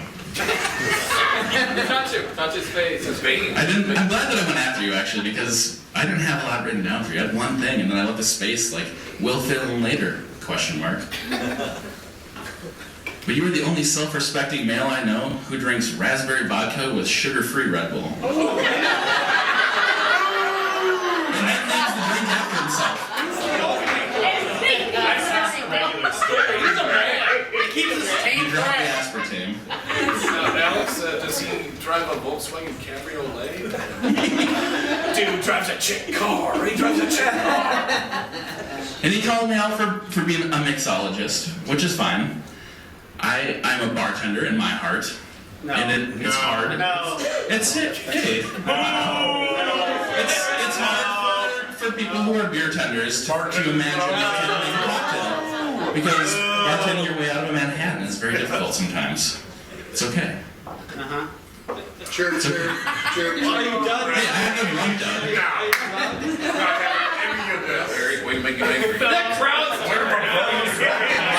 Hey, you're the only mixologist here. The crowd is hurting on you.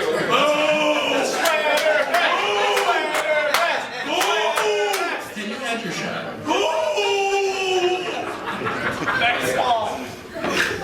Alright, so that brings us to the gay of the hour. Peaches. Look at them. No. That was just the start of the joke. Wait for the Look at them. Has there ever been a sadder representation of the homosexual demographic? Just take a look at the cover of the playbill. You've seen it. Look at the size of the sperm on that blazer. Do you have any idea what sperm looks like? He knows what it tastes like. Thank you. Good night. Well, I guess this next question goes for both of you. Angie made my sperm. How large was the donkey cock you had to suck off to get that To be fair, I didn't know that. It was Rico's size. She wouldn't know her arms couldn't reach. sperm?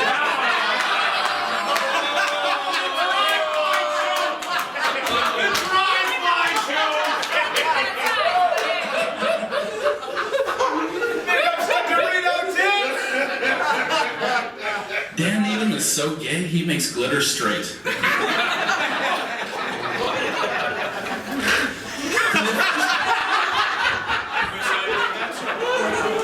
That was the first one I thought of.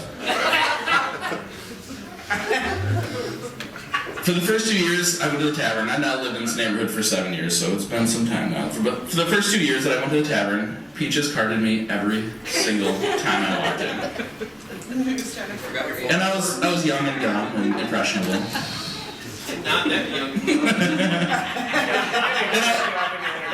And I was like, whatever, I get how it goes. I'm in the industry. I'll just show you my ID. Not a big deal. But at a certain point, I started to wonder. Like, how bad of a bartender is he? I meet here like twice a week. I'm a bad bartender. And with people that I knew he knew. It was... He was taking a photocopy of your license to jerk off. Would you let me tell the jokes? Jesus Christ. Page 7. What, Alex is white? No, I don't think so.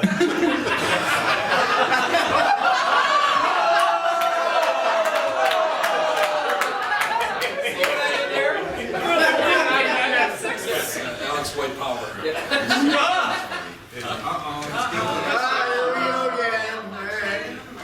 I just gotta massage the batteries. You'll have it. You'll have your chance. Let me stroke the batteries.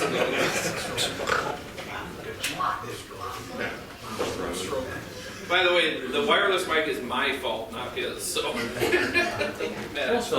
It's your friend's fault. Fucking Guitar Center. Stupid Chad. Guitar Center, Stupid boss. Guitar Center, they're really friendly, but they're not very dynamic. Screw it up. We'll get to you, it'll be okay. I will expose my naked ass if you don't shut up. Please don't. Silence falls. Oh yeah? There you go, Peaches. Yeah, it gets bigger. And so I'll be honest, like, in all this time that he's not checking my ID, it had not occurred to me that Dan was gay. And What? Oh. He's what? he does not fit the stereotype. Terrible at it. Right? He's got terrible Worst gay hygiene. ever. He's got a beer gut that doesn't seem to stop growing. He talks about sports, and he's got terrible fashion. So my former roommate, Britton, and I were sitting in the bar one night, and somehow it came up, and I was like, oh, you know, I didn't know that Britton was gay, or that Peaches was gay. And he goes, his fucking name is Peaches.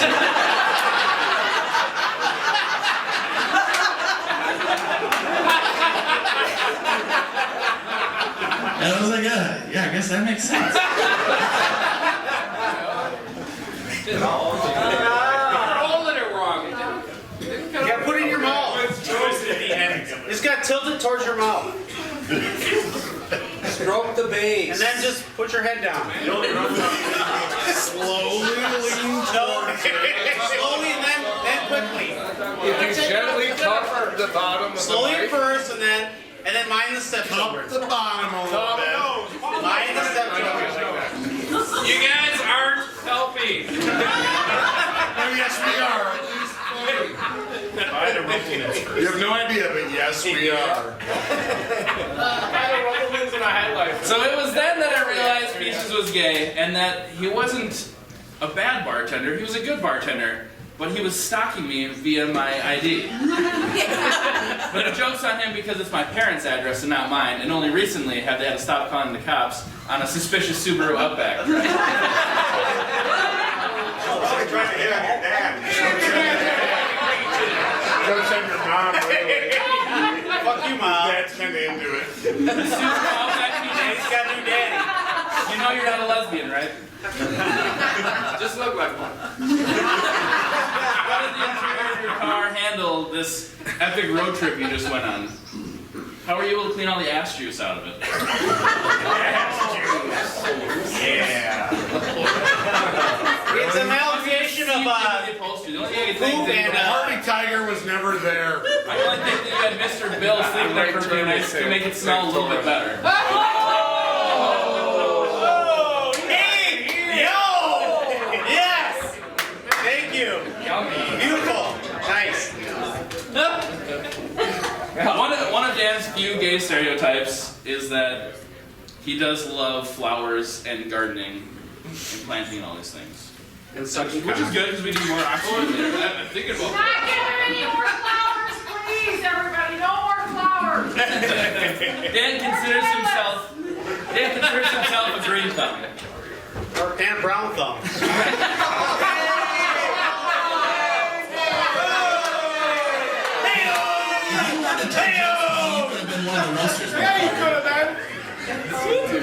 Dan, I just didn't know you'd been thumb fucking us with a grouch. AKA Chad Major.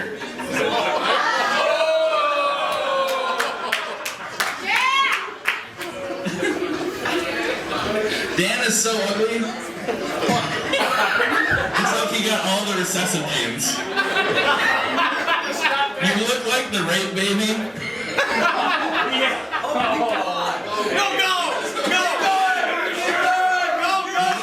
Forgotten rape baby. Oh, Grimace and Snuffleupagus.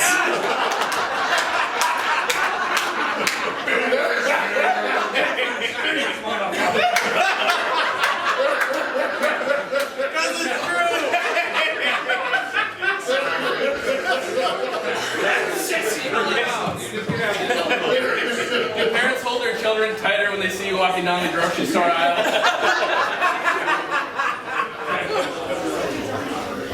So seriously, Dan, I love you and happy birthday, and I'm so glad that I had a chance to do this tonight. Because again, where else could I say awful things and have people laugh at it? So happy birthday.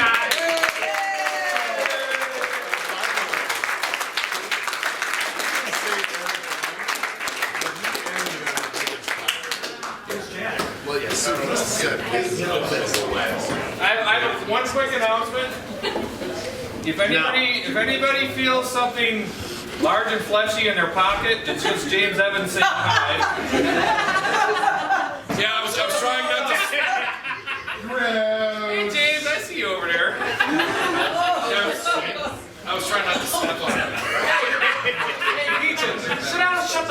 This isn't about you, okay? You guys want to take a 10-minute break while we work on this microphone?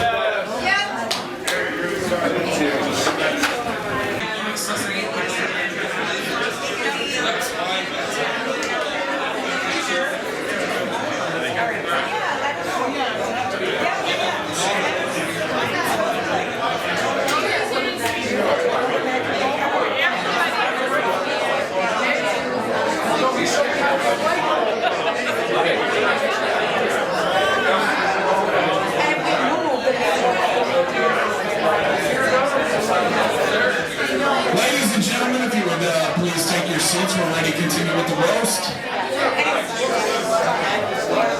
That means sit the fuck down, bitches. Talking to you, Tammy Bergen. Wow. He's got hostility issues. Thank you very much. Will you please pass this one to Brian? That's 18, Brian? Yep. Thank you. Starting to get violent here. Is it violent that I can see it? That's the other place. John Kavanagh. Good stuff today, brother. Sit down and be quiet. Alright, thank you everybody. Welcome back. We had a little bit of a technical issue because Guitar Center gave the shittiest batteries ever. Yeah. My God, that was her. That was a woman. That's a nice, Michelle. Let's go. Turn around for the camera. It's right behind you. Her attitude is pretty bad if it comes out of her mouth.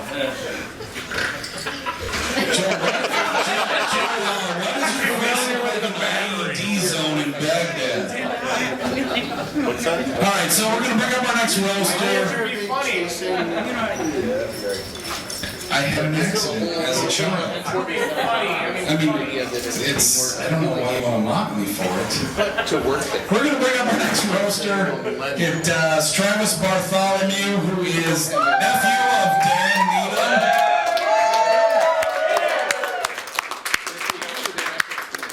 Travis, you look like the Unabomber's high school picture. Yeah, on a good day. It's Shia LaBeouf. So, earlier this year... Transformers. Hey, I know this audience is like 80% cocksuckers, but could you act for a moment like you don't have a cock in your mouth? Tammy, he's talking to you. So earlier this year, Travis hiked the Pacific Crest Trail. A very impressive accomplishment from the Mexican border to the Canadian border. 2,650 miles. Good on you, Trav. No Good on you, buddy. We're all very proud of him, other than all the times he took it up the ass in exchange for beef jerky and trail mix. So I heard that Travis and his buddies wanted to feel like a gang. They wanted to name their gang, and they couldn't come up with anything like cool, like Mavericks or Cougars, but they wanted to stay true to their favorite pastime. And that is why they're known as the Circle Jerks.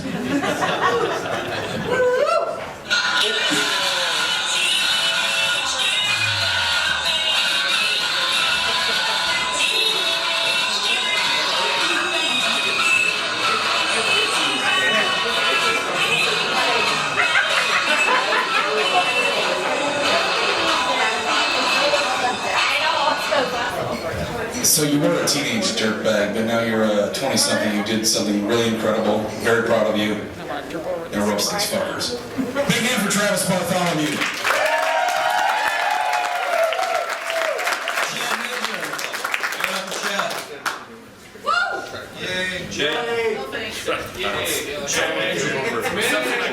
Those of you who are just Googling his name now, you'll realize it is the top up here on Chris Hansen's Dateline to Catch a Predator. Those of you who know him, you feel sorry when he lost his home and his business when the feds took his ice cream truck away from him. You should stop renaming the ice cream. No one wants a diddle pop. You renamed Neapolitan, now I'm putting it in.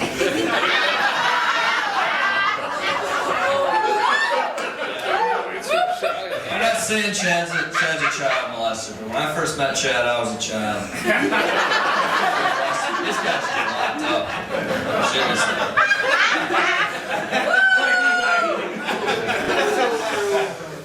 Spin this way a little bit. I like him in my peripherals, okay? Speaking of which, this dance. Where did you pick up these people? It's like half people that were drunk at 2:30 at the tavern, and then my uncle got to blow them in the back alley, and then half like what your child support therapy group for molesting children or something. What's going on here? High school. Yeah, clearly. Seth Rogen's here apparently.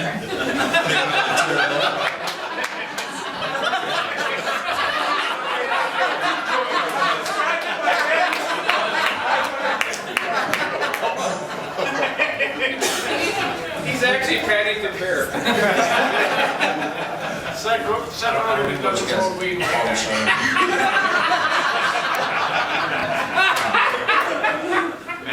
Heard Angie was supposed to speak tonight, but I'm assuming you told her women aren't funny, so thanks. That's true. Let's see. Sister flew into town for this event, which is awesome every time she's in town because it makes me look like less of a piece of shit. I really love when she's in town because she's so poor. My mom has to buy everything for her, and I just guilt her into buying mine. So I've been putting drinks under your tab all night, Mom. Thanks. I was gonna make fun of you more, but those pants kind of.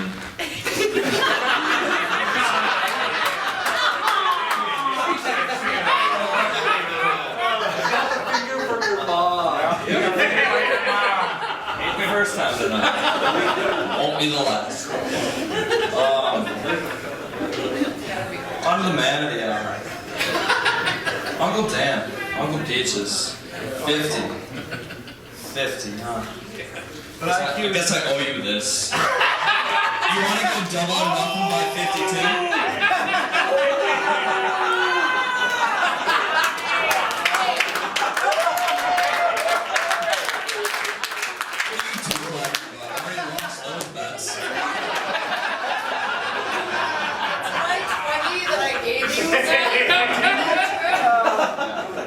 Thanks, Mom.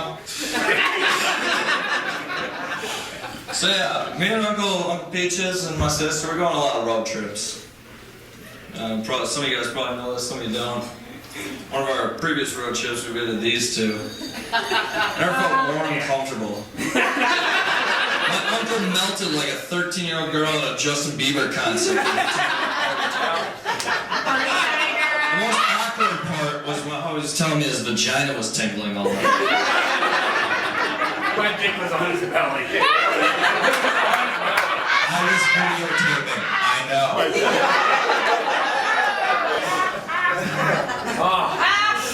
Those are the days. The closest thing to love Peaches will ever do. He couldn't handle it. I wish he would have, but he didn't. Peaches, that's funny. That's a funny nickname. And I never wanted to inquire about where the nickname came from, but I always assumed it was a sexual thing. I would assume like making love to him was like making love to a bag of peaches, except with the bag of fruit you finally finish. Whereas with you, I don't care what angle you're looking at it.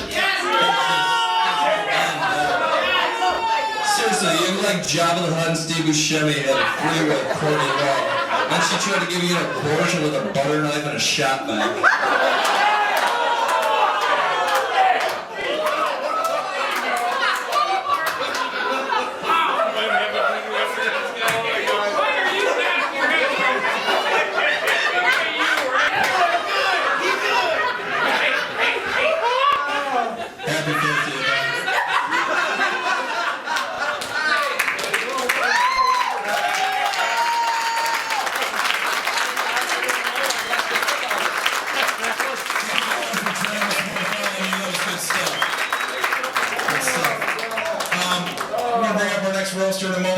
Bryan Graley. This. Gerbil! Yeah, that thing. We want the sheik. You know, it's a rare appearance for Graley. After the show, he has to return to his regular role as the creepy gas station owner who frighteningly warns hot teenagers not to go up to that lake.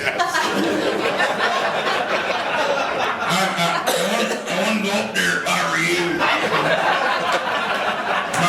Bad things happen up there right there. You shouldn't go up there. Ah, fuck it, you can go up there. I'll be by in the morning to carve out your vaginas and penises for my collection. Story. Graley's such a stupid hillbilly, he makes the banjo boy on the front porch in Deliverance look like Neil deGrasse Tyson. Hey, Graley, you're so hairy, man. You remember that time you took a hike in the woods and Sasquatch shot at you? Well, yeah, he missed. That's why you're still here, dumbass. So anyway, Graley bartends at Cadillac Ranch out at the Mall of America. Watching this sloth-like bastard try to muddle a mojito is like watching Haystack Calhoun churning butter. Well, yeah. I wasn't sure how well that was going to go. I liked it. I do think it's funny, and it's fucking disgusting. So anyway, I was curious about what kind of reviews were out there about Graley.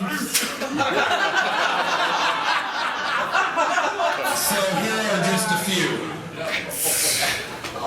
There was more chest hair in my drink than ice.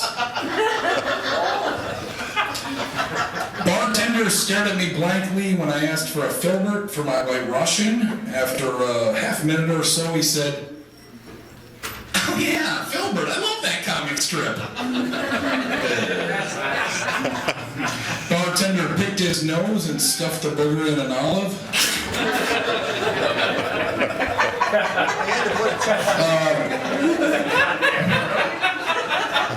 Sorry, Tammy.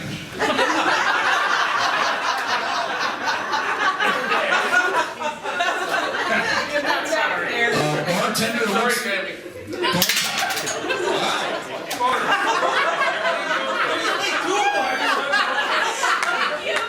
So are we officially off the rails now? Yeah, we're off. Okay. Bartender looks like Swamp Thing, smells worse.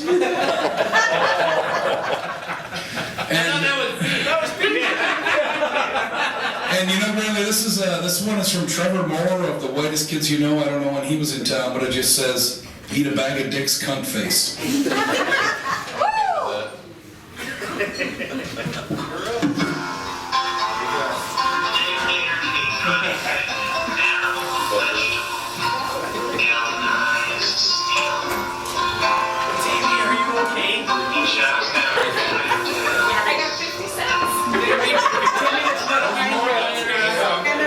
Tammy, there's a whole lot of change over there.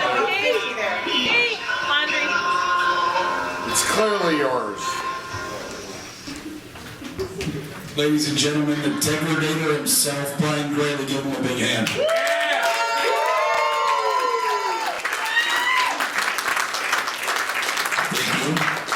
Thanks, Chad. How did that poker thing go for you? You were supposed to be in the tour right now, aren't you? You and that fat ass Jimmy Red Lair? Aren't you supposed to be a professional poker player? Or your ex-boyfriend Riley? Where's he at? Oh, she is right there. Back with my cough. I only play... Too close. No, Chad, look at this outfit he has. He looks like he'd be a truck driver out in fucking like San Francisco. Or like a backup dancer for Big and Rich. I don't know what he is. I don't know what the fuck he is. Really beautiful. Mike down. Alex, just make me a fucking drink. Back the mic away. Hold my group phone down. Too loud. You're not swallowing it. Andrew, shut the fuck up. And we're home. I'll tell you what. She says Say what you want about Alex. He's a good man.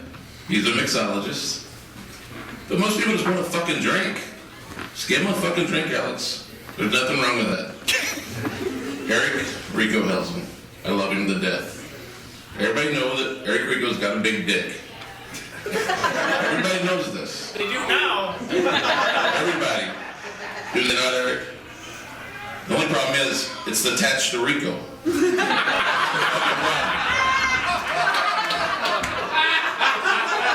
bring Abby up here, obviously. She converted to Islam. But that just means lesbianism is what she was already in pussy. Yes, we do know that. Poor Abby. Joey Screech Purcell. Your fucking career was terrible. And so was Screech. At least, Screech made a porno. Now you're working on the fucking town. That's fucking sad. It's fucking sad. John Kavanagh. Your fucking head is like a crystal ball. It's beautiful. Every time I rub it, I feel like Tammy, your pussy juices will come out of his ears. It scares me. It scares me. And he wrote this. No, I did not. About a day and a half. With Peaches, you know, I'll tell you what. Anybody hung out with Peaches knows you gotta wear body armor. You just don't know what hand is gonna hit what orifice. When I hang out with Peaches, I kind of feel like 2 thumbs up, 5 thumbs Macaulay Culkin at Never Never Ranch. You know what? I'll tell you what. You shouldn't bring Michael Jackson to this, he's dead. But so is Peach's dick. It has to be touched.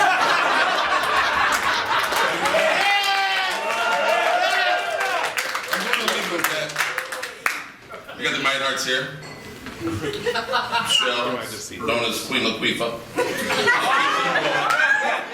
Never ends. Tell you, me and Peaches made a special trip one time. We went to New York City together. Lovely trip. Was it not? Chad Major showed up. I didn't know it was him actually at a bar. I was so fucked up. I said, that looks like Chad. And it was. Anyways, Peaches, you guys can all thank me. Does it smell good in here right now? Trick question. Deodorant! I taught Peaches how to wear deodorant. Yes, it's true. But you guys wouldn't know that. She teach him how to brush his fucking teeth now. No, absolutely not. Anyway, long story short, He sucks your dick. I come out of the shower, Peaches goes, what are you doing? I go, I'm wearing deodorant. He goes, oh, I just use soap. That night we go out, get drunk. I go home early. Wake up the next day, there's no Peaches there. Peaches was over in Spanish Harlem. He got gang raped by the whole Mexican national soccer team. True story. True story.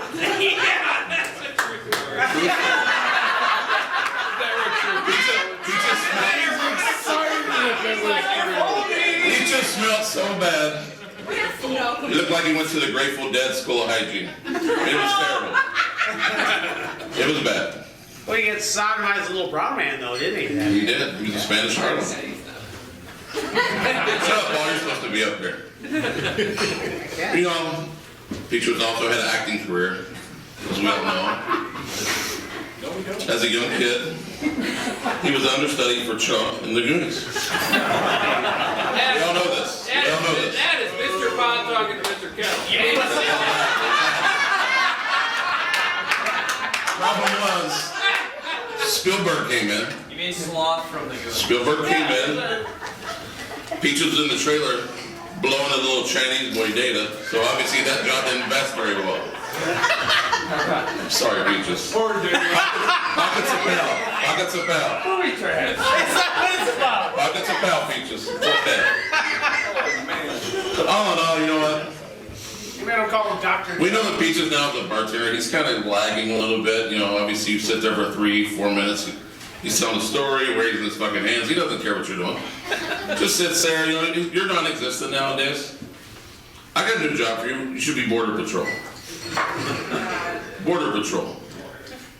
Could you imagine Peaches working Border Patrol? Think about it. He thought this one out. Let's wait.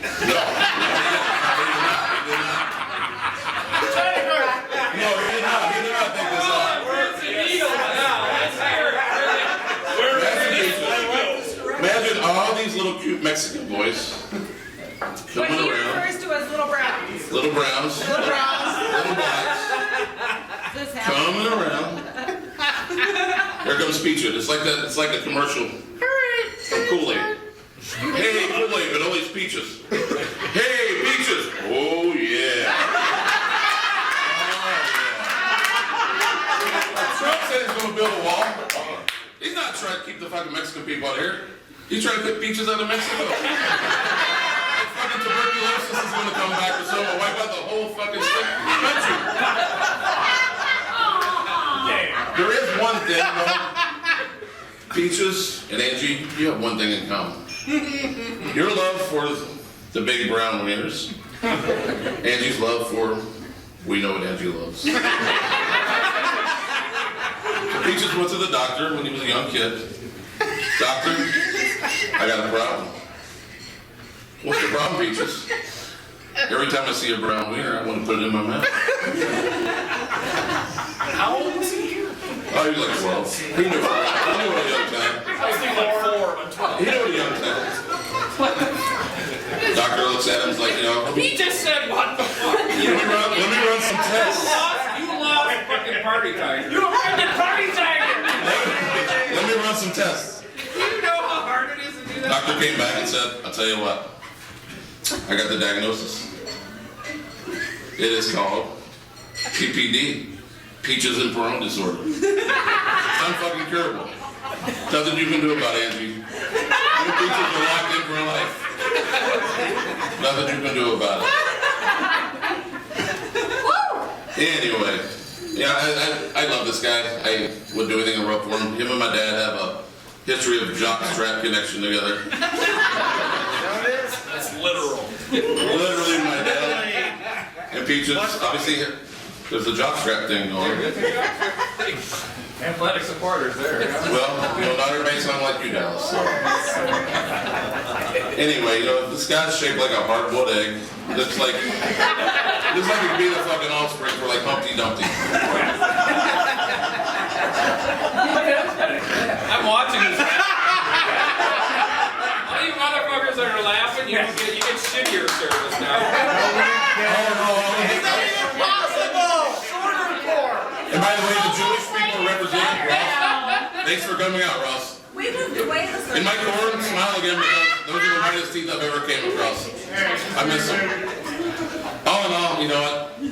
I can't say anything bad about this guy. He's been good to me. He's been good to everybody here. And I love him. So.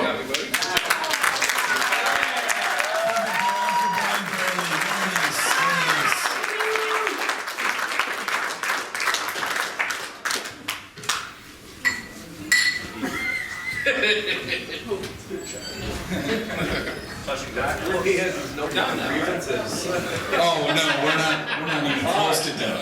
We're not even close to done, Dad. I was offered this joke by this gentleman right here who said, at least now we know what Lisa Lampanelli looks like when she's not in drag. Oh, good guy. That's solid. I like it.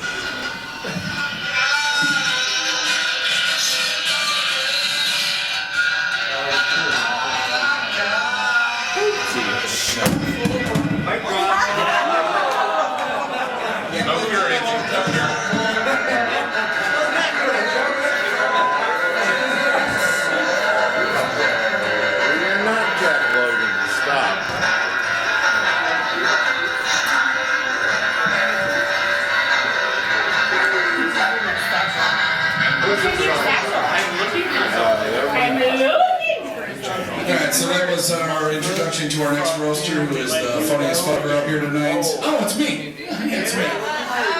It's me. It's me. Yeah, you. This guy's going in my trunk tonight. So Dan, what is this look you're sporting here? Are you auditioning later for Fat Guys in the Woods?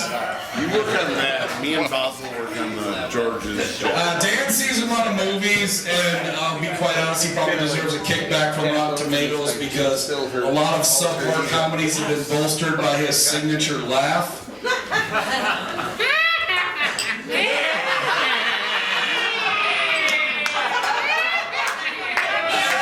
Everybody knows it.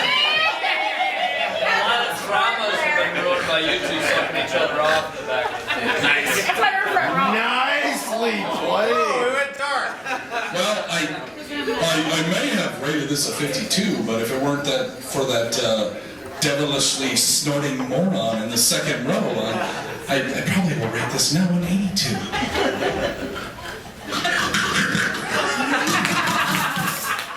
Fucking freak.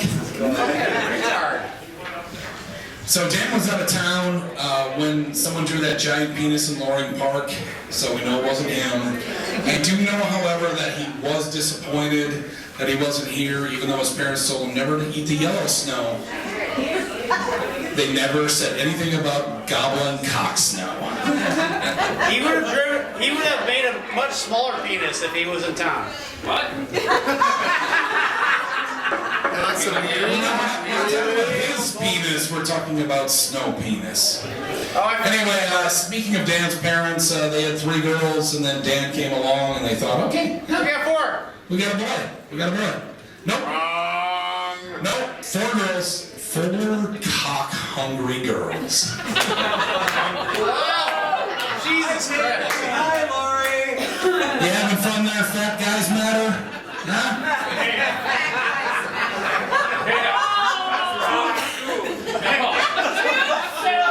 Sorry, I know the social landscape is very trepidatious right now. Dan once stuck his wang in a glory hole. He felt a little swirl on the top of his shaft, and then nothing. So he took it out, and there was just like a little sad emoji drawn on it.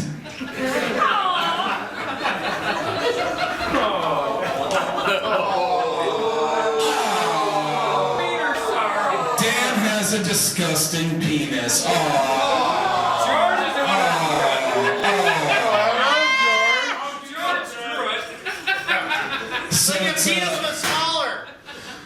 It's actually been brought up earlier this night that Dan did in fact have sex with a woman once before he came out of the closet. My name is Steve. Dan, does it really count as a woman when you made her wear a strap on and you threw alfalfa sprouts into her ass crack to make it look hairy before you rolled her butt? That's a good idea. You're just getting the minor type deals.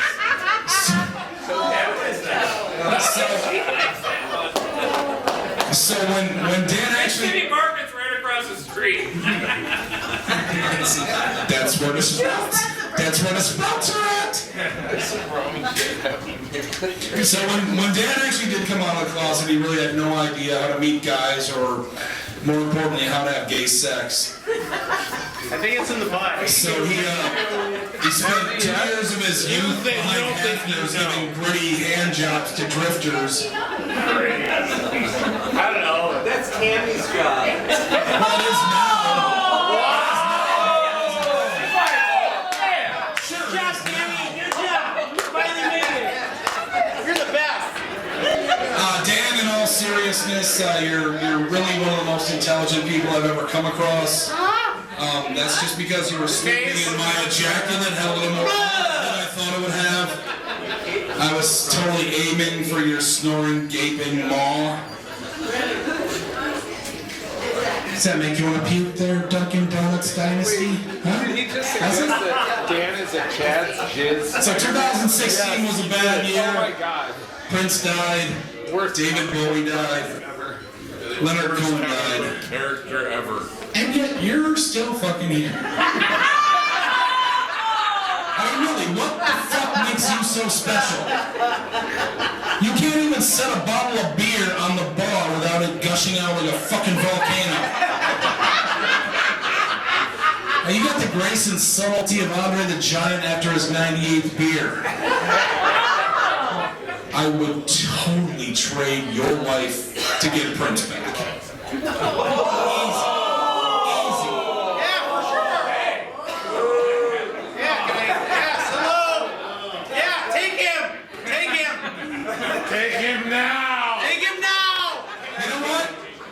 you. I traded for George Michael.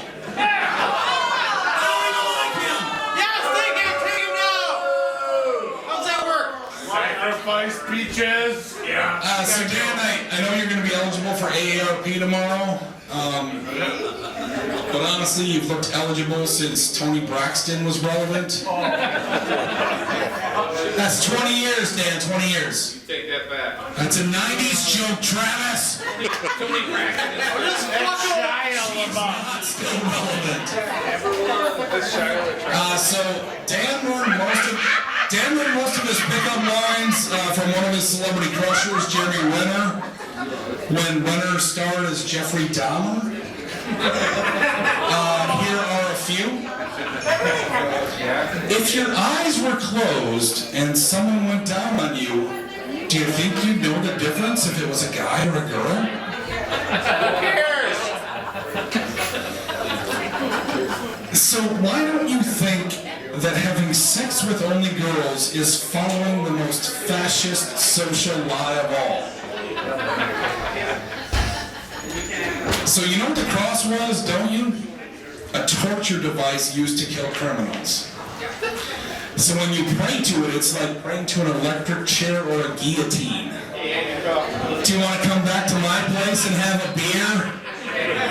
So any of those lines working out for you, Dan? You know what Dan has in common with a lesbian? They both like to eat out a lot. That's because lesbians eat out at the V and Dan eats out at fucking everywhere. So there's one lesbian in here? Alright, awesome. Oh, it's Madison. Madison's a lesbian now. Morning, your joke. I love you. Yay! Not a lesbian. Yeah, I'm pretty sure I'm starting to bomb. Polyburns are Easy now. I got a direct quote from Dan. I eat really healthy. I eat really healthy. I just eat a lot. I use that line. I do too. Yeah, Dan, sure, snap peas are good for you unless you eat 3 pounds of them with a bucket full of hummus, you fucking land whale. no problem. Sure. Dan went on to Match.com and they matched him up with Mojo Monkey Donuts and fart neutralizing underwear.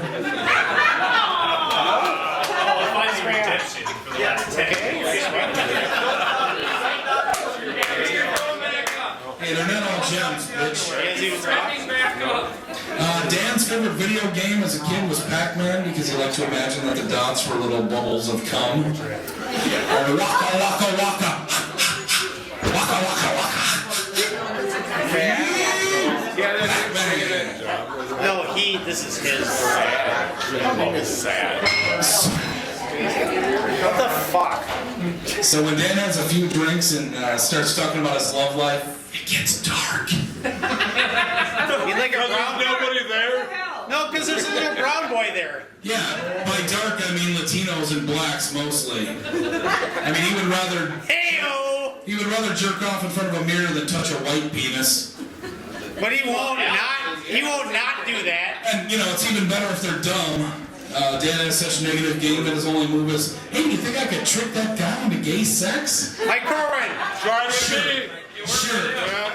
Sure, Peaches, if by trick you mean chloroform and by gay sex you mean face rape. He fucked. Yeah, they work on it. Maybe There we go. Sure. What is that? A joke? Yeah, I'll take it. I'm gonna fucking murder your face, James. That's what I'm gonna do.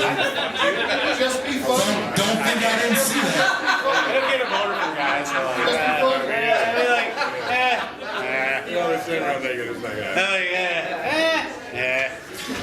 Dan and I have seen each other at our most disgusting. I know Dan's a top because there's definitely never been a cock in the ass of someone who farts like this.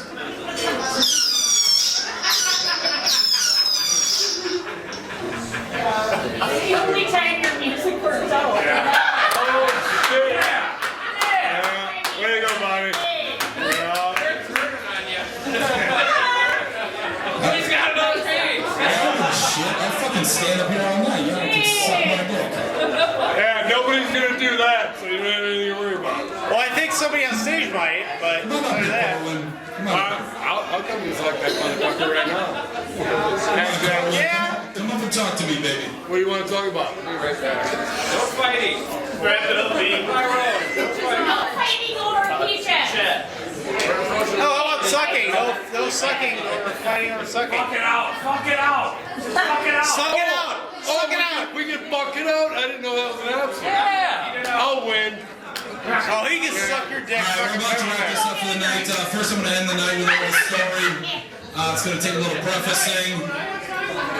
No, I'll get to you. You're going to get your time. One, by the way. This story is going to take a little prefacing to understand the experiences that we've been through. You know, so I've been friends with Dan for 20 years. We've traveled all over the country. That wasn't weird. We've been threatened by Hicks. Had not one but 2 grizzly bear encounters. One of which I was sure was a vampire bear because he didn't fucking appear on film. I took Big Gay Dan as my date to a society wedding in Oklahoma. I shared a bed and breakfast with him in Arkansas. These are not 2 places that are really known for their tolerance. We were pulled over by 2 20-something arrogant cops in Iowa for walking while drunk. Nearly got blown off the Rio Grande Gorge Bridge. Nearly died when Dan thought tailgating a snowplow in Nebraska was a good idea. We had drinks at a bar where Brian was found dead in a dumbwaiter. I am too. So I'm not. Oh, and we've been also swimming with water. You were saying. It's a little like I didn't know. All that being said, the most frightening and horrifying experience I've ever endured was seeing Dan's naked ass. No, I don't. Yeah, no, you've seen it up close. I know, every time you put it in the other movie.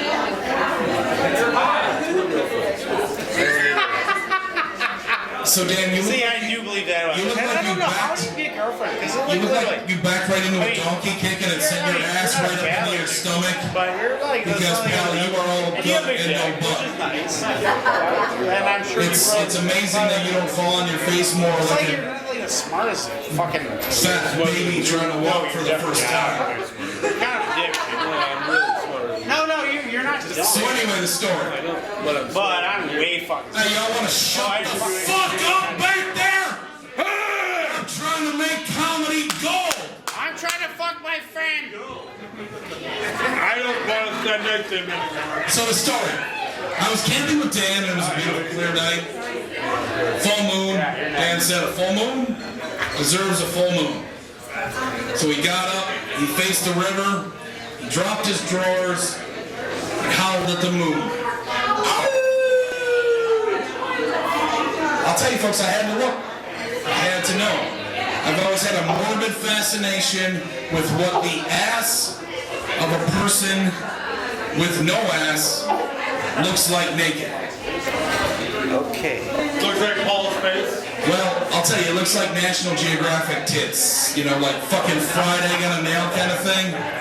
Or that really gross flat pillow that no one uses except for grandma when her hemorrhoids act up. I use it. No, wait, I got it. Really out. It's like 2 lasagna noodles connecting his legs to his back. It's like 2 gross lasagna noodles. I've been struggling with that nightmare for 10 years because of that grisly sight. Honestly, Dan, both of our mothers would have loved this. I wouldn't have done this if you weren't simply one of my favorite people in the entire world. Happy 50th, my friend. You magnificent, giggling, snorting, smiling fool.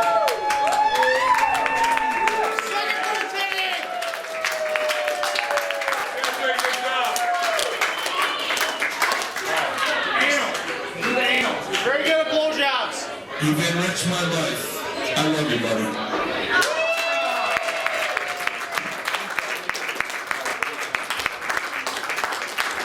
Hey, did you look really good? You're gay. You're not helping.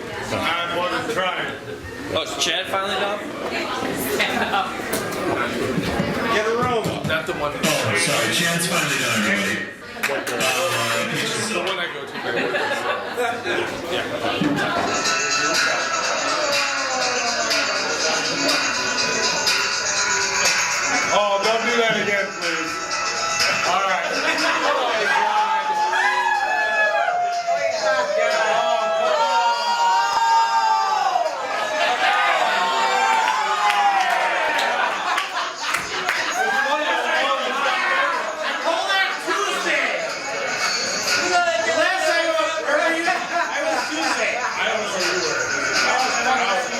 fucked that is what I did.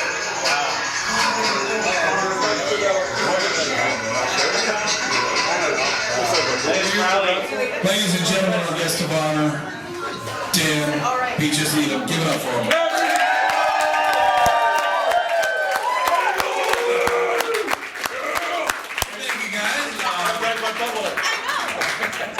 I'm going to keep this really short because...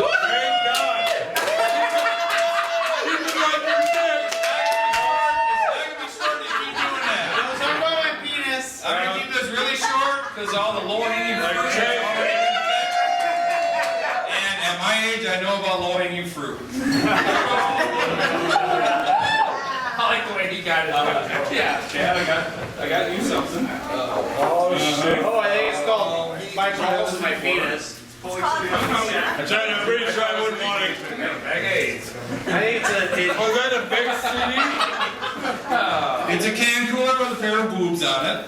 It's the closest he'll ever get to one. Are they yours?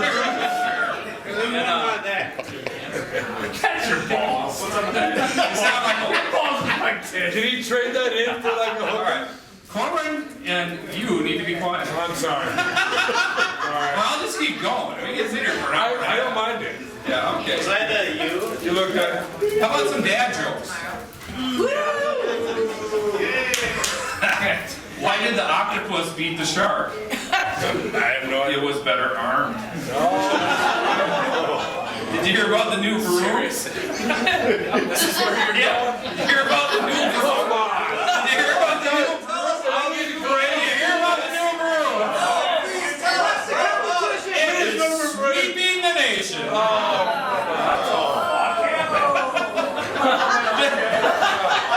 went on X-ray to do this here. Did you hear when Boz went to get a Christmas tree? No. Use that one. Yeah. Rico's right in your tongue. Boz goes to get a Christmas tree, and the guy looks at him, he's buying it, and says, "Are you gonna put it up yourself?" And Boz is like, "No, I was thinking the living room." I like that.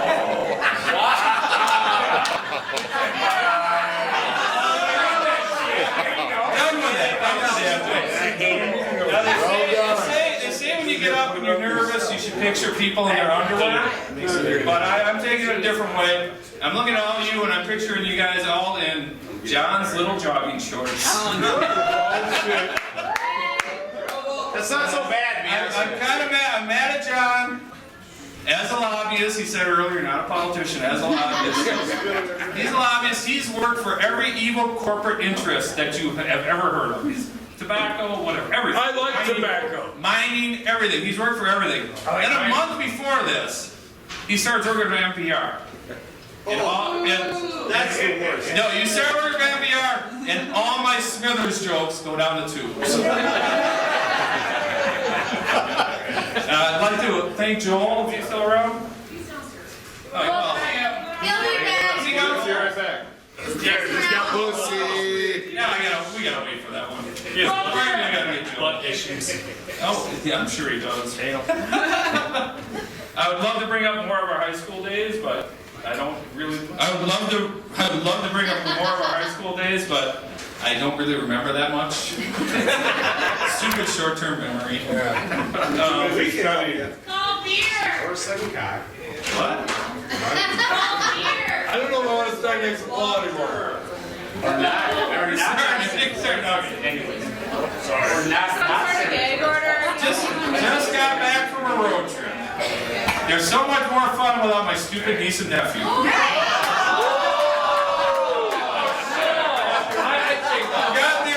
Forgot they were there. The miners disagree. All jokes aside, traveling with Travis and Madison are great. I love taking Travis cross country, most beautiful spaces in America, and having him sleep off a hangover in the car. True. It is true. Every place we go. He is also a very helpful navigator when you take him with you. How do you wake up when you're trying to be your uncle? He's dumb. Are you done? He is also a very helpful navigator. Imagine Siri if every time you asked for directions, he looked at you and Siri said, "Fuck you, we're going somewhere else." And pukey. And pukey, forgot about that. And on my road trip, we went to Asheville. Wait until the man speaks to you. Yeah. Whoa!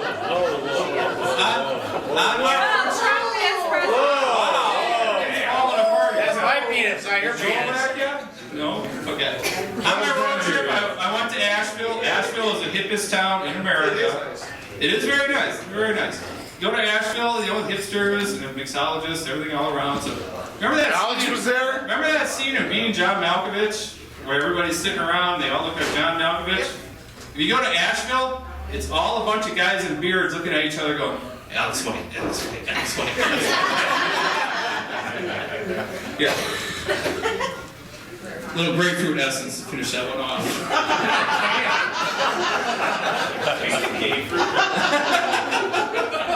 I knocked out a lot of states on this trip. I'm up to 46. Got 4 left. Well, actually just 3. I don't really want to go to Texas because I hear when you move down there, you decide Trump's a good idea. And I don't know why Dan's laughing because he moved to the suburbs and he decided the Illuminati are a real thing.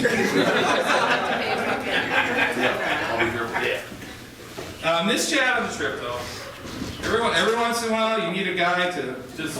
Every once in a while you need a guy to say, "Those aren't pillows, too." I'm just really that it happens every fucking day. My pillows are your pillows. Yeah. And Gary's over there laughing. I've had Gary brush my leg with his leg when we were sitting in the motel. And Gary's tall, so you would think, okay, whatever, but he was in the other bed.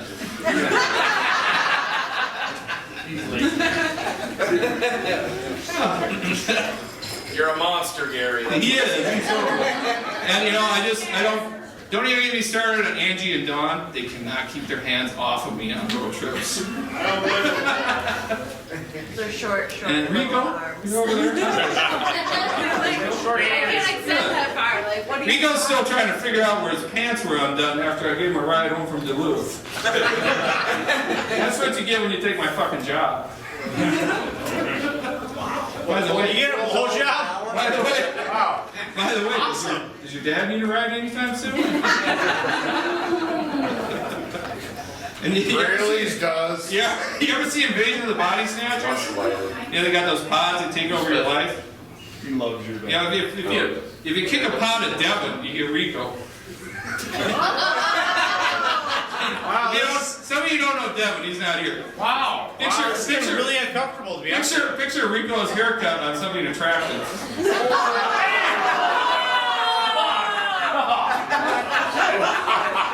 you like that? Should we keep going on that one? Let's see, here we go. Do you mean attracted by somebody that blew you? No, here we go. You know what happens when you kick a Rico pod? You get Alex White. Well, thanks you. You kick an Alex White pod, you get Joel. It's good when you laugh at your You kick a Joel pod, you get Graley. So there you go. No, it's terrible humor. This is not true. This is gonna get funny. Find Not good. your best actor, your own joke. Should've roasted, bitch. I will defend Let's get back to Chad. Should've roasted. Let's get back to Chad. I did. I put it in. Everybody calls him surly. You want it? Chad is not that surly. I've done a lot of trips with him. Been to New York City with him. Walking around, and he hits the back of a cab and almost gets in a fight with a cab driver. Well, that's it. I'm fucking walking here. So we go to Seattle. We go to a nice rock and roll bar. We're sitting there. Chad flicks a lit cigarette at the bartender.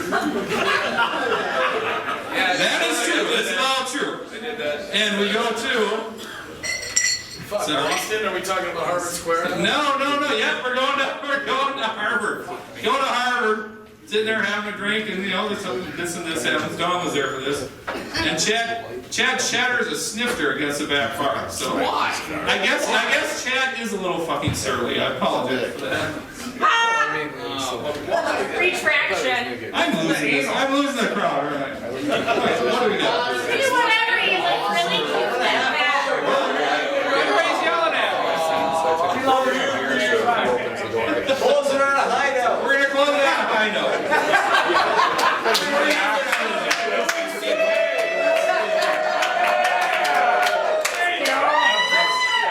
Let's close it on a high note. We'll get there.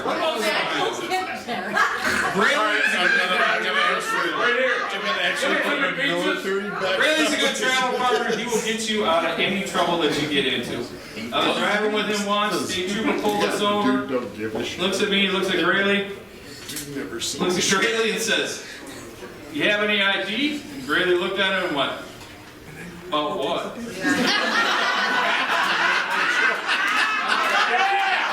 I didn't know you didn't get that right.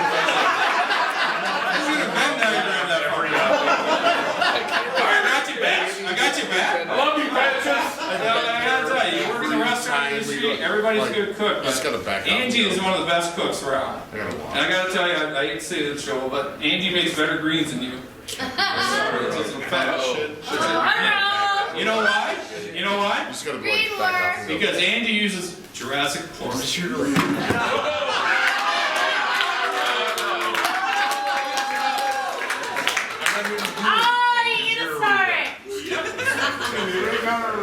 Boom. No, don't give it to him. Joel's like, give me. I thought you had a Joel bag. Give me that. Where's your Joel bag? I thought we were going to end this night, but Yeah, Joel's like, give me the mother. before Joel rapes me for the microphone, is there anyone in the audience who would like to say something about peaches? Come on, there's someone out there that wants to say something about peaches. Joey, come on, Joey. Lori, Madison, Tammy, come on. Nothing? Brian Oswald, George Allen, George Allen, poster iPad, James Evans. Do you want to drag your huge dome up here and roast peaches? Madison, get up! Come on! Come on! What do you need? Oh, there's a whole mathematical formula. Madison Bartholomew, this is Dan's niece. Give it up for her.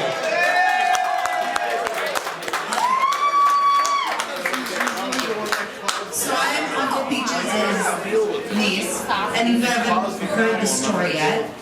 We were in Michigan, and I wasn't of age to drink yet. But Uncle Peaches and Travis were. And so we're in Michigan, in an abandoned street, and they decide to go to a bar, but I can't get in. So they're in the bar taking a shot or two because... Or 12. Yes, exactly. And I was out there for at least an hour sitting outside the bar. It was a long time. It was a very long time. Watching, yes, you did. But I watched through the window as they took shots, and I had to sit on a bench in the middle of Michigan as they were drinking shots because I wasn't of age. Before the bar, we smoked trash with practice. Yeah, no, that never happened. So yes, Uncle Peaches is a dick sometimes, but I do love him, and I just thought I'd end this roast just saying that I truly appreciate your presence in my life, and you're like the gay dad I've never had, but you're also a very best friend.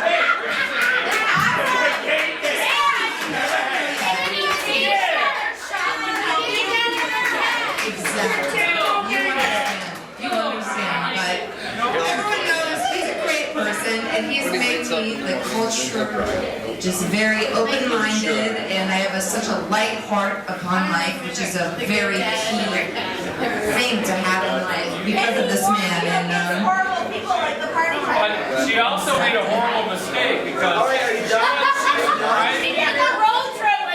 she surprised me here, and I had a joke, and I wasn't going to tell it, and then now I remember.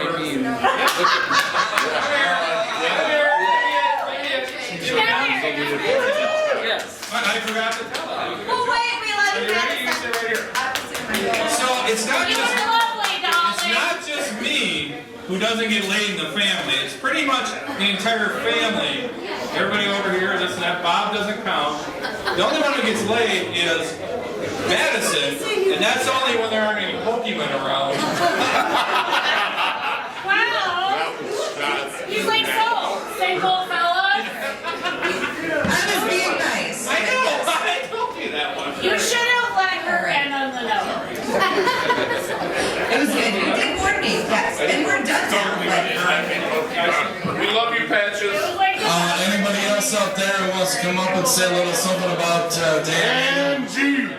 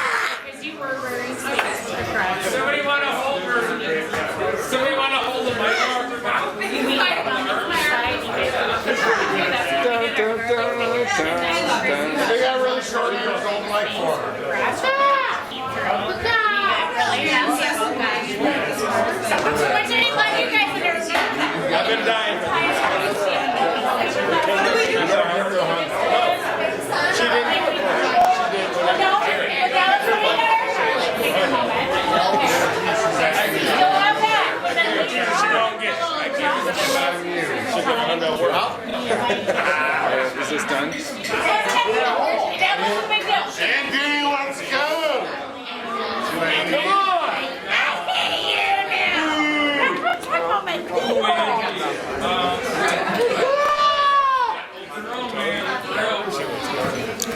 I think they should just go for things that Angie might have said. She's done. I know, but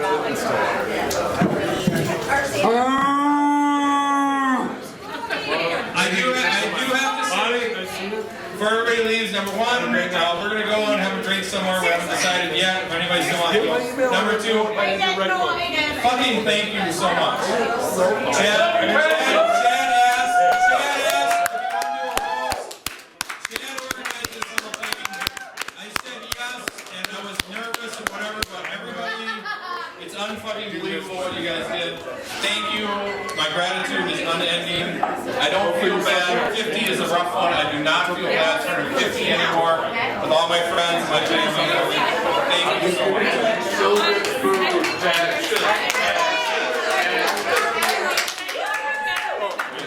Thanks everyone for trying to get over. Oh dear. It's got that okay, right? No, I turned off the recorder. Now do it. Now do it? Yeah, now do it.